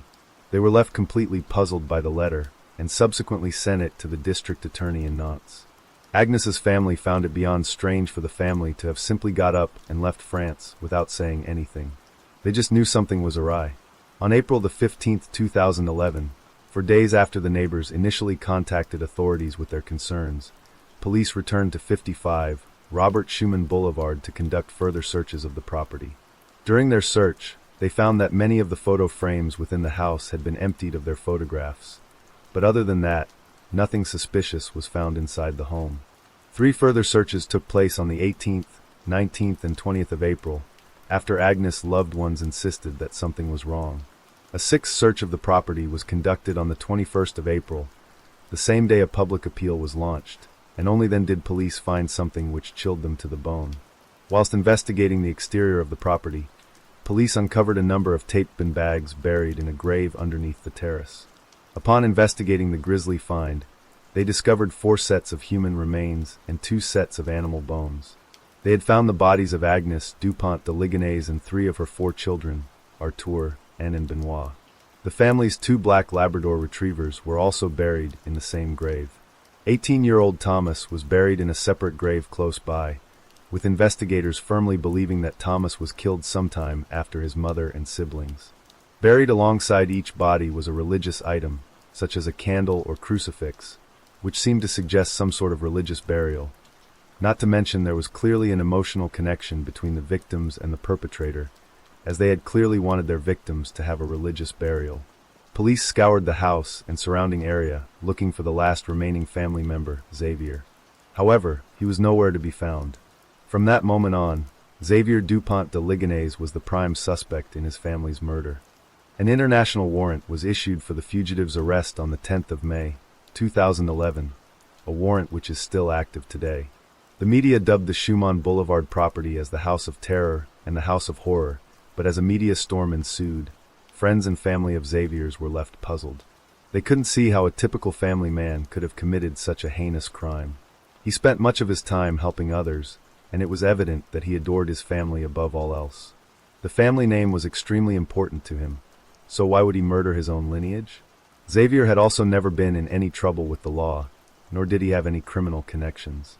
Many struggled to believe that Xavier could have murdered and buried his family in the backyard of their home, including his mother and sister. According to them, Xavier had back issues that caused him a lot of bother. Where the bodies were buried in a hole underneath the terrace balcony, it was very low down. If Xavier had attempted to bury them there, it would have caused him an excessive amount of pain. His mother and sister believed that the bodies in the backyard might not have even been the Dupont de Ligonnes family, as they alleged that the descriptions of each body was inaccurate, pointing the finger at a negligent autopsy. Was there some sort of cover-up? Did the family flee the country and fake their own deaths? It seems very unlikely. Autopsies were conducted on the Dupont de Ligonnes family, and it was discovered that traces of sleeping pills were found in all 4 children's systems. Agnes was not administered the drug, likely because she used a sleep apnea machine during the night. However, the machine was switched off around the 3rd of April. She was most likely the first of the family to die. The autopsy reports also revealed harrowing details about how each member of the family was shot, with 2 bullets to the head using a .22 long rifle. This exact weapon had been a family heirloom, which had been passed down to Xavier from his father, Hubert, just 3 weeks prior to the family massacre in March 2011. It was initially theorized that all the victims were shot and killed in their own beds. However, there was no trace of any blood in the bedrooms, nor were there any traces of blood at all throughout the family home. Even more shockingly, forensic teams found no trace of any DNA, fingerprints, or any fibers of any kind on the remains or the black bags that were found in the burial sites under the terrace balcony. There was absolutely no evidence to indicate that Xavier Dupont de Ligonnes was involved in the murder of his family, nor was there any evidence to indicate an unidentified assailant was responsible for the crime. Authorities had no leads whatsoever and continued to hit dead ends in their investigations. Therefore, they had to look back at the lives of the family themselves, and what they discovered was beyond intriguing. Xavier Dupont de Ligonnes, by all accounts, appeared to have the perfect work and family life, but not all was what it seemed to be. Xavier was not a successful businessman as he had claimed to be, but rather a failed one. In the early 2000s, the family briefly relocated to Florida, where Xavier began his American dream business ventures aiming to help foreigners with legal processes and admin in the U.S. But unfortunately, it didn't work out as well as he had hoped. Xavier had invested all of his money in his business, which resulted in the Dupont de Ligonnes family returning home to France with very little money to their name. As the years went by, Xavier's finances downward spiraled even more. He claimed to own a number of other very successful businesses, and he traveled all over France for business purposes. However, these companies were also hemorrhaging money. Xavier knew that his business would eventually go bust, and as a result he would be forced to abandon everything he held dear, including his home. The fact that he was of French nobility and had a count title, for him to lose everything would have been catastrophic for his reputation, not to mention his family's reputation. Xavier was a very proud individual, and to admit to his family that he was a failure was not something he would have willingly wanted to do. He likely did not want to disgrace the Dupont de Ligonnes name. His father, Hubert, was lonely, ill and practically bankrupt when he died in early 2011, and Xavier likely didn't want to follow in his father's footsteps. Following the death of his father, Xavier was tasked with emptying Hubert's apartment, during which Xavier went searching for his father's count's signet ring, which was believed to be of significant value, but he found nothing of worth. It was at this time that Xavier came into possession of his father's .22 long rifle, which he purchased a license for in early February.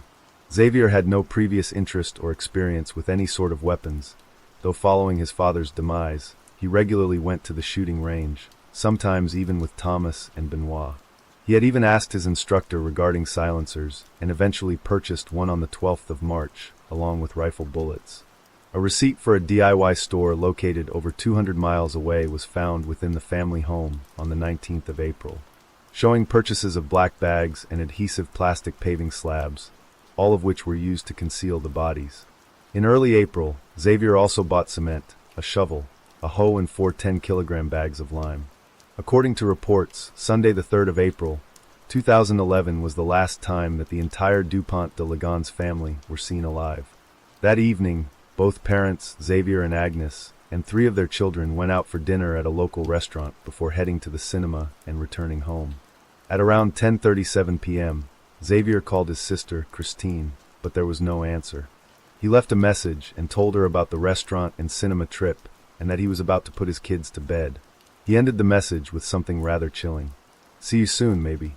The following day, on Monday, April 4th, friends of both 16-year-old and 13-year-old Benoit became concerned when neither turned up for school that day. They were apparently off sick. However, rather unusually, neither Anne or Benoit answered any texts, online messages, or calls from their friends.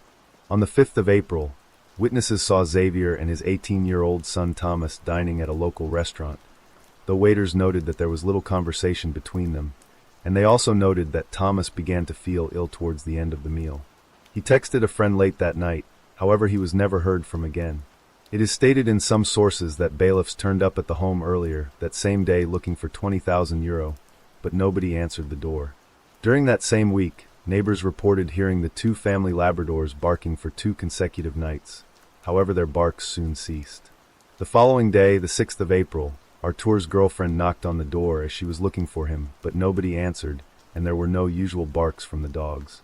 It was theorized that Agnes, Artur, and Benoit were killed during the night of Sunday, April 3rd, going into Monday, April 4th, though some witnesses claimed to have seen Agnes alive, and well up until the 7th of April.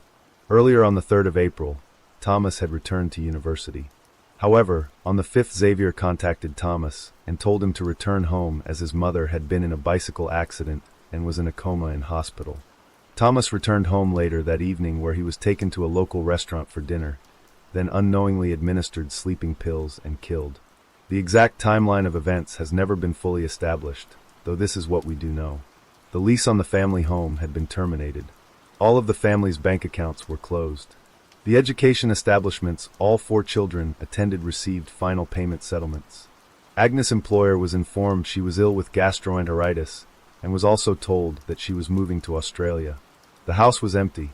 The following day, April 6th, Xavier was spotted outside the home by neighbors, alone, and on the 7th he was seen moving black bin bags into the boot of his metallic blue Citroën C5. He then spent an entire week in the house before leaving Nantes on April the 10th in his car heading southbound.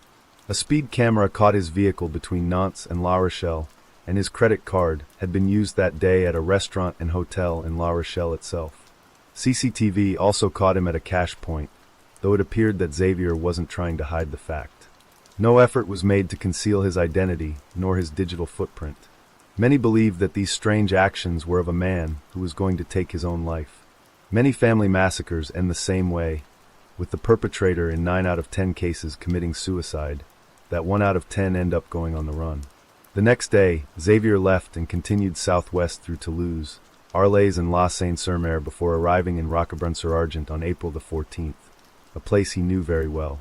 He had stayed at a number of hotels under the alias of Laurent Xavier. 8 days later, on the 22nd of April, after conducting various searches across the country, French authorities located the missing metallic blue Citroën C5, which belonged to Xavier, in the small parking lot of Small Formule Un Hotel in Roquebrune-sur-Argent in South France. Interestingly to note, in the typed letters to family and friends, Xavier had claimed that he had given the C5 to the father of one of Artur's friends for car parts, this too of course being untrue. CCTV revealed that Xavier stayed at the Formula One Hotel on the night of April 14th, and footage showed Xavier crossing at the parking lot of the hotel, carrying a long black bag. At the bottom of the bag a long object is observed, and it was believed to be the rifle that killed the Dupont de Ligonnes family. Xavier then chillingly looked straight into the CCTV camera, almost as if he was saying goodbye before going on his way. Following this discovery, authorities took to the nearby wilderness to look for Xavier, almost certain that he had taken his own life, and they were looking for a body, but nothing was found to indicate that this was the case. He had simply vanished into thin air, never to be seen or heard from again. Did Xavier commit suicide, or did he go on the run, fooling investigators into thinking he had killed himself in order to buy himself more time to escape? Many believe that Xavier somehow escaped to South America on a cargo ship, possibly to somewhere like Brazil or Argentina. He was multilingual, speaking French, English, and Spanish, so he could potentially be anywhere in the world. Prior to his disappearance, Xavier had been in contact with an old girlfriend from Germany, known only as Claudia, but she has never been traced. Another line of inquiry was that Xavier could have taken refuge at a monastery, and one in Roquebrune-sur-Argent was raided in January 2018. This was after some monks claimed to have seen him there, but after investigating further, police determined it to be a case of mistaken identity as the monk in question was found, though he bore a startling resemblance to the missing fugitive. Since 2011, over 900 tips have been called into authorities and a number of leads have been processed, but unfortunately, every lead thus far has been fruitless.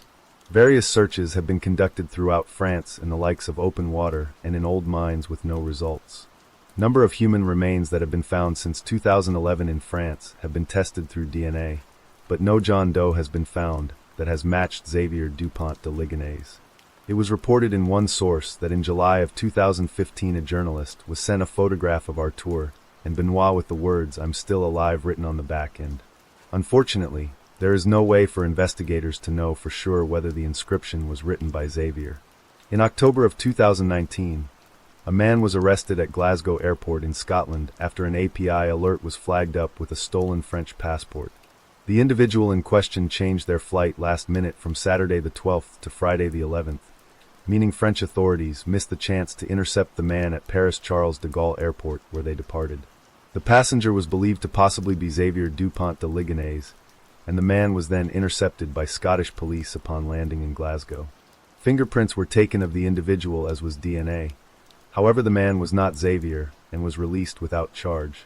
His passport was stolen in 2014, but he had managed to get a replacement which he had been using. 11 years have passed, and we still don't know what happened on that fateful day in April 2011. If Xavier was indeed the man responsible for killing his entire family, there are so many questions that need answers. Firstly, why? Why did he kill his wife and 4 children whilst they slept in their beds? Was it because he was simply too ashamed of his financial status and feared his reputation and his family's name could be ruined? It doesn't seem like an obvious motive for murder, but anything is possible. Secondly, what changed? What triggered Xavier into committing cold-blooded murder? His children had their entire lives ahead of them, and in an instant he took that away from them. And then raises the question, how? How did Xavier manage to get away with murdering his family, if it was indeed him who committed the crime? How did he manage to bury them in the backyard without raising any suspicions? What did he do during the 7 days he remained at home before heading south? Did he spend that time cleaning the home in a bid to get rid of evidence? He had allegedly contacted a number of old friends in the weeks leading up to his disappearance. Were the murders premeditated, calculated, and thought out? Did Xavier have an accomplice who helped him escape from France? There are endless possibilities in this case, but the fact of the matter still remains.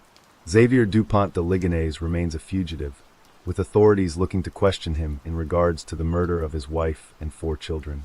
Agnes, Arthur, Thomas, and Benoit's funeral was held on April the 28th following a heartfelt service at St. Felice Church in Nantes with over 1,400 attendees. They were all cremated before being laid to rest on April the 30th in Noyer-sur-Cyrene, where Agnes's family originated from. Her family were understandably heartbroken by their loss, and still struggle to come to terms with it over a decade on. All they want is answers, some closure for the remaining family, and for justice to be served. Innocent lives so brutally stolen in the most horrendous of circumstances, their time on this earth tragically cut short by someone they all trusted, someone who has continued to evade capture. May the victims of this horrific crime, Agnes, Arthur, Thomas, and Benoit, rest in peace. Amen.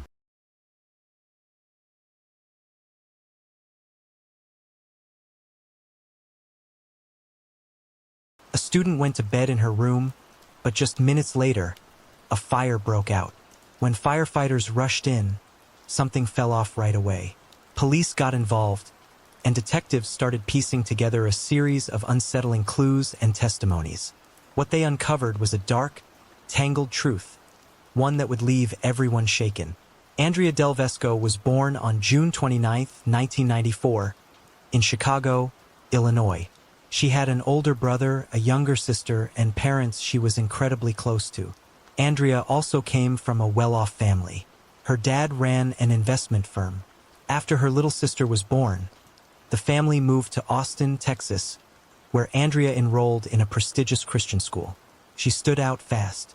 She played on the field hockey and lacrosse teams and racked up a bunch of awards, especially for studying languages like Spanish and Latin. When she graduated, Andrea applied to several top colleges.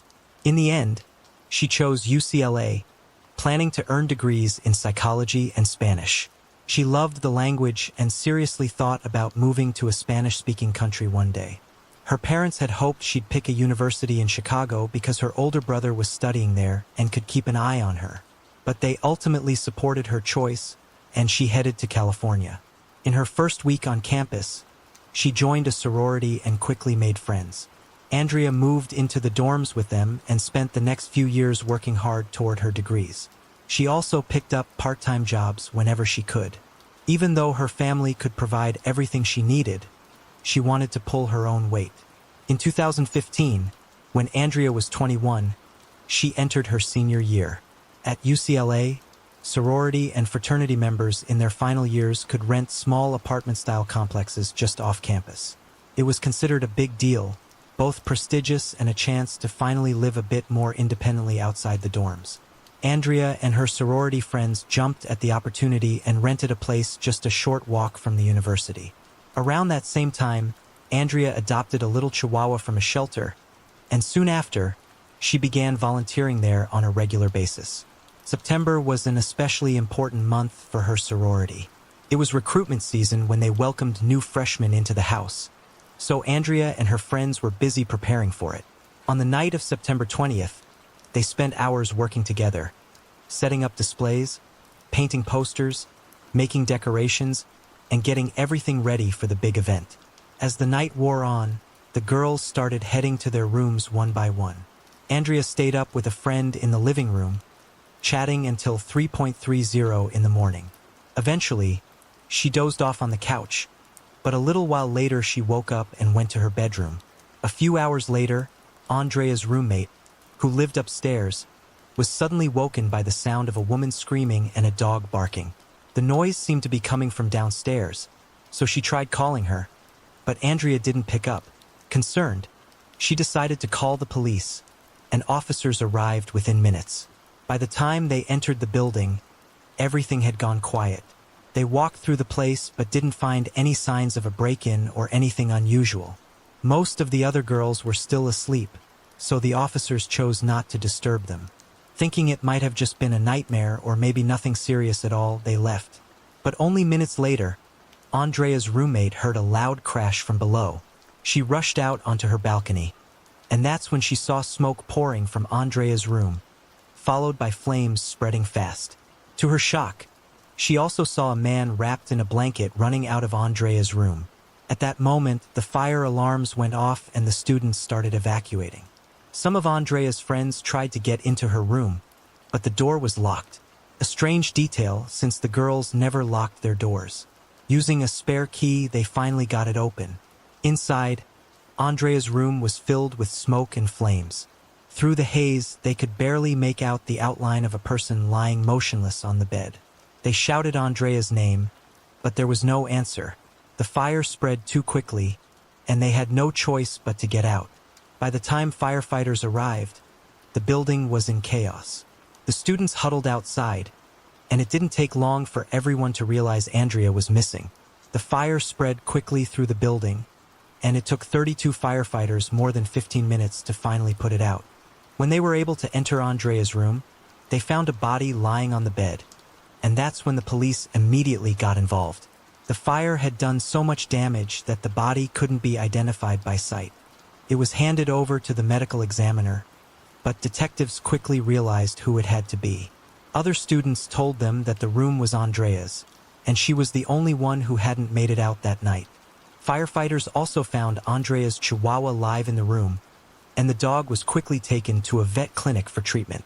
Even though medical confirmation would take time, word of the tragedy spread across campus almost instantly.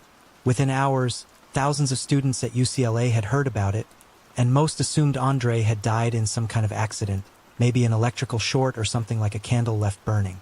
But firefighters had their doubts right away. All the outlets were intact, and there was no sign of any accidental source of fire in the room. What they did notice was strange.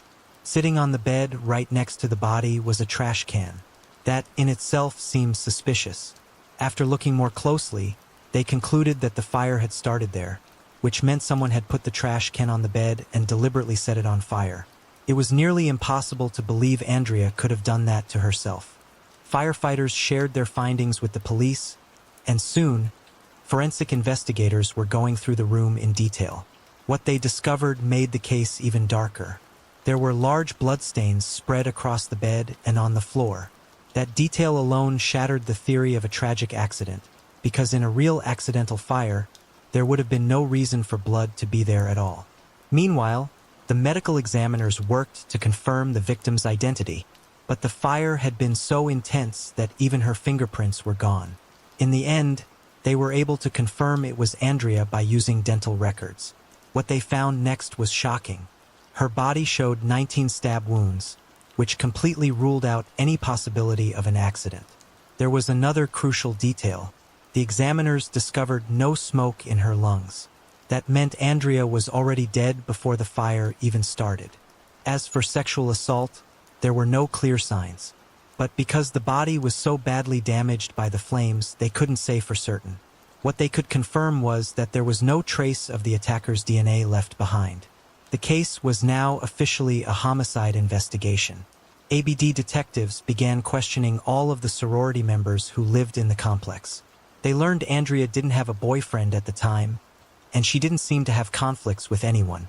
One of the students, the same one who had called the police before the fire, shared an unsettling detail.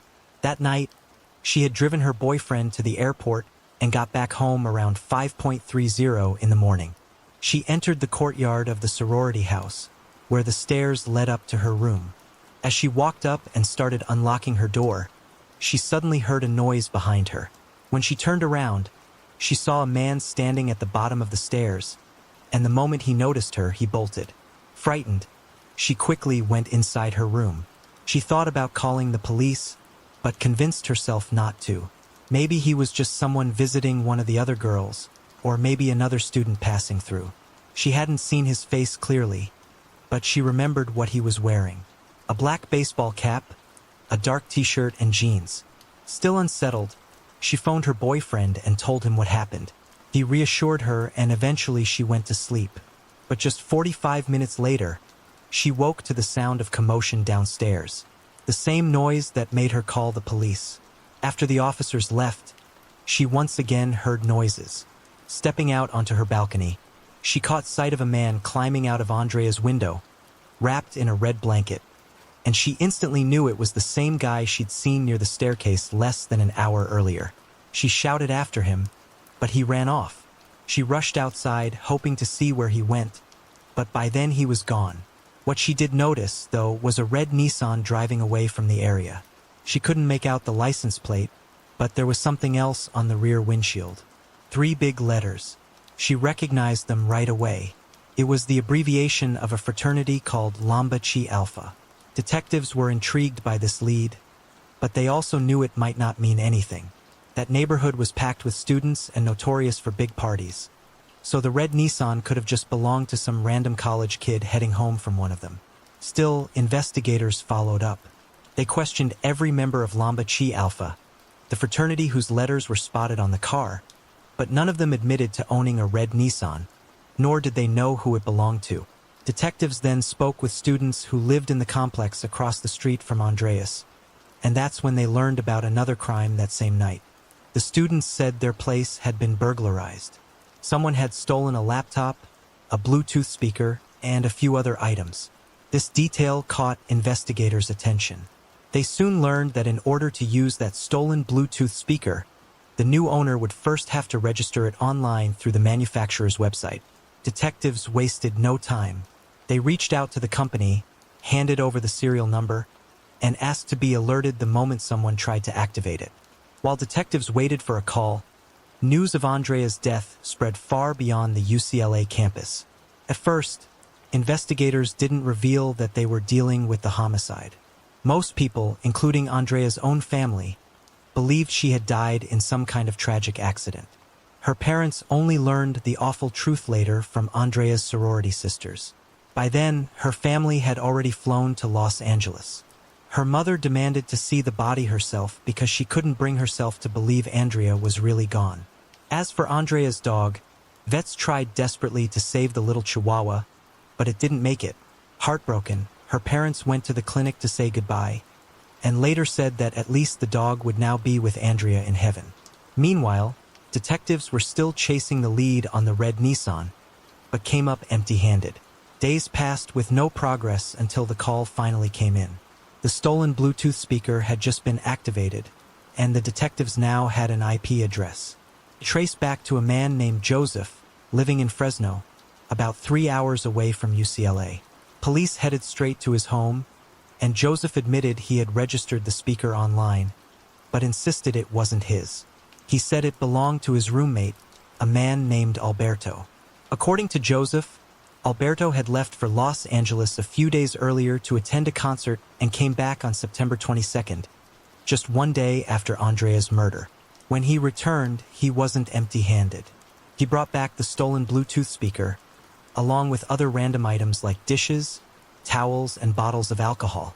When asked where it all came from, Alberto told him a friend in Los Angeles had just moved and gave him the things he didn't want to take along. Detectives dug deeper and found out Alberto was a 22-year-old student at Fresno State University who had no criminal record. Still, his whereabouts were unclear, and it took investigators several days to track down the house he was staying in. On September 26th, officers surrounded the home and arrested Alberto. At the station, he claimed he had gone to Los Angeles to visit a friend who lived near UCLA.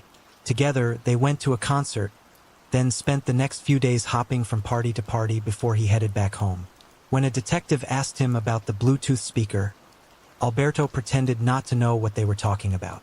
But once they confronted him with proof that the stolen speaker had been found in his roommate's home, his story changed. Now, he said the speaker had actually been brought by his friend from Los Angeles, who supposedly gave him a ride back to Fresno. But detectives quickly uncovered another inconsistency. Alberto's own roommate told them he saw Alberto return home alone, carrying the speaker and the rest of the stolen items into the garage. Caught in the lie, Alberto switched his story again. This time, he admitted he had stolen them himself.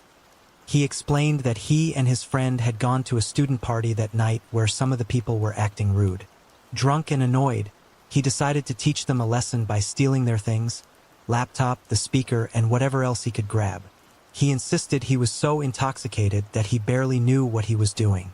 Alberto added one more detail. He claimed that around 5:30 a.m. after leaving that party, he and his friend were confronted by a man hiding behind a dumpster. The man pulled out a gun and demanded their stuff. Instead of handing it over, they ran, and the stranger fired a shot in their direction. When detectives asked for a description of this gunman, Alberto gave one, and it matched perfectly with what Andrea's neighbor had seen that same night. Detectives, of course, weren't quick to buy Alberto's story, especially since no neighbors had reported hearing gunshots that morning. Still, they pressed him further, asking if he had gone into any women's dorms while he was in Los Angeles. Alberto said he had met 2 students through a mutual friend, but insisted that was the extent of it. Detectives pushed harder, telling him they didn't believe a word he was saying. Under pressure, Alberto changed his story yet again. This time, he claimed that during the same party where he'd stolen the speaker, his friend Eric had met a girl who lived just across the street and decided to go with her. Alberto said he didn't know her name, but when he gave a description, it matched Andrea. Then he went further. He described what she was wearing that night, even down to her underwear, and eventually slipped up and said her name. Detectives realized he was likely lying, spinning stories as he went along, but they also knew they had to squeeze out as many details as possible. When they pushed him to recall more, Alberto put his head in his hands, went silent for a few seconds, then finally muttered, "All right." It was Eric. According to Alberto, just minutes after Eric went off with the girl, he came running back, clearly shaken. He told Alberto they needed to get out of there immediately because he had done something serious. Eric admitted he had attacked the girl, and together they left the party.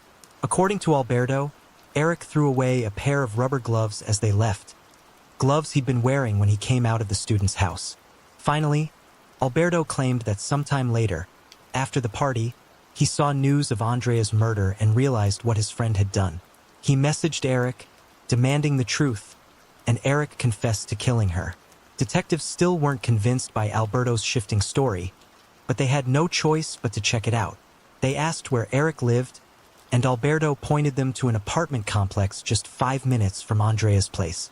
Police knocked on Eric's door and started asking questions about that night. Eric admitted that he and Alberto had been at the party, but claimed nothing unusual happened. According to him, they got back to his apartment around 3 a.m., and he didn't wake up until closer to 8. He also said he had been very drunk, so his memory of the night was fuzzy. Detectives kept pressing, but Eric stuck to his version. That's when police noticed something important. Eric's apartment complex had surveillance cameras everywhere, so they immediately pulled the footage from the night of Andrea's murder. What they saw blew holes in both men's stories. The footage showed Alberto and Eric walking back into the building at 2:40 a.m., and right away, detectives spotted something striking. One of them was wearing a black baseball cap, a dark t-shirt, and jeans, the exact outfit Andrea's neighbor had described. And it wasn't Eric. It was Alberto. Later footage showed both men leaving the apartment again around 4:30 a.m. They went downstairs, hung around drinking for a while, and then disappeared off camera. The next time they were seen was at 7:11 that morning, returning home. And there was no mistaking it. Alberta was wrapped in the very same red blanket Andrea's sorority sister had seen on the man fleeing her balcony. By this point, detectives had little doubt about Alberto's involvement, but they were still trying to figure out what role, if any, Eric had played. They brought him back in for questioning and showed him the surveillance footage, demanding he come clean. But Eric stuck to his story. He claimed he was so drunk, he barely remembered anything at all, not even leaving the apartment or where they had gone. Even so, investigators now had enough evidence to arrest both men and secure search warrants for their homes. Once they were booked into jail, officers noticed something troubling. Alberto's hands were covered in scratches. They looked exactly like defensive wounds, marked someone might leave behind while fighting him off. When asked about it, Alberto shrugged it off, saying he got into a fight at a party, but couldn't remember with whom. Soon after, forensic teams combed through Eric's apartment. They spotted stains that looked like someone had tried to wash away blood and quickly sent the samples to the lab for testing. Next, detectives tracked down Alberto's car, the red Nissan with the fraternity letters on the back window. It turned out Alberto had once been a member of Lambda Chi Alpha, but not at UCLA. He'd been a part of a chapter in Fresno before being kicked out for bad behavior. Finally, police searched Alberto's home. What they found left no room for doubt. A trash bag containing the same red blanket seen by Andrea's neighbor, a bloody knife, and Alberto's clothing, including his underwear. Even more disturbing, the bag also contained a pair of women's underwear. All of the evidence was sent to the lab for testing. In the meantime, one of Alberto's neighbors came forward with something that immediately caught detectives' attention.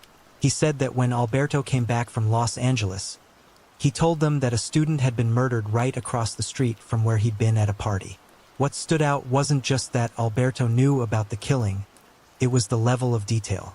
According to the neighbor, Alberto described the crime scene in graphic precision, that the victim had been assaulted, stabbed, and then the house was set on fire to cover it up. None of those details had ever been released publicly. Alberto even boasted that the police would never catch the person who did it, because the crime had been done too cleanly. Detectives strongly disagreed, though. They kept digging into the mountain of evidence piling up against him. When forensics finished processing Alberto's car, it, too, was covered in blood. Samples from the vehicle, the knife, and Alberto's clothing all came back with the same result. The blood belonged to Andrea. With that confirmation, prosecutors moved forward. Both Alberto and Eric were formally charged with murder. But detectives still weren't convinced Eric had played an active role. He might not have even known what his friend had done. But with the evidence tying both men to the scene, they had little choice but to charge him alongside Alberto. After they were locked up and this information hit the news, a new witness came forward. He told police that around 5:30 that morning, he had been outside near Andrea's house collecting plastic bottles. While he was there, a man walked up to him and asked if he knew how to fight. The witness said no, and the man headed straight toward Andrea's building. The witness also noticed a red Nissan parked nearby, with another person sitting inside. When detectives brought him to the station, he immediately identified the man who had approached him. It was Alberto. This testimony became an important piece of the puzzle. It showed that Alberto had been the one who approached Andrea's home, while Eric had been sitting in the car. That made Eric's direct involvement in the murder seem even less likely, so investigators now leant toward the idea that Eric truly might not have known what his friend was about to do. Eventually, prosecutors changed Eric's charges. Instead of murder, he now faced counts of aiding and abetting, along with burglary from the other house that night. In 2017, Eric's lawyer negotiated a deal. The prosecution agreed to try him separately from Alberto. Eric pled guilty to the reduced charges and was sentenced to 2 years and 8 months in prison. Alberto's trial began in 2018, and by then, prosecutors had added another charge, animal cruelty, because of the death of Andrea's dog. The prosecution laid out an overwhelming case against him. They argued that Alberto had climbed into Andrea's home through the balcony. Maybe at first he didn't plan to kill her. Maybe he just wanted to steal something valuable. But when Andrea woke up and saw him, she screamed. That's when, according to prosecutors, he pulled a knife, sexually assaulted her, and stabbed her repeatedly. Afterward, he set a trash can on fire to destroy evidence, grabbed a blanket, and fled the scene. The defense, on the other hand, had nothing substantial to counter the evidence. They couldn't present a single strong argument for his innocence. So it didn't take long for the jury to reach their decision. Alberto was guilty on all counts. The sentencing hearing was scheduled for September 21st, exactly 3 years to the day after Andrea's murder. On that date, the judge sentenced him to life in prison without the possibility of parole. He emphasized one thing in particular. Throughout the entire trial, Alberto had never shown an ounce of remorse and never admitted to what he had done. In the end, Alberto was sent away to serve his life sentence. But even after the trial was over, one detail continued to haunt Andrea's parents. As we know, Andrea's roommate had already called the police before the fire even started, and based on the timeline, Alberto was likely still inside her room when the officers arrived. He probably stayed hidden, waiting for them to leave, or maybe even threatened her with a knife to keep her silent. That left a painful question Andrea's parents could never escape. Was Andrea already dead at that point? Or was she alive, silenced by Alberto at knife point, too terrified to make a sound? They'll never know for sure. But in their eyes, one thing was clear. If police had checked Andrea's room that night, their daughter might have had a chance to survive. Her parents repeatedly criticized the police department for failing to conduct a more thorough search, but no action was ever taken against the officers. Their explanation was that when they walked through the house, they saw nothing to suggest danger. No signs of forced entry, no sounds of a struggle, only silence. And without stronger evidence, they said, they didn't have enough cause to take further steps. Share your thoughts in the comment section and don't forget to press the like button if you appreciate my video.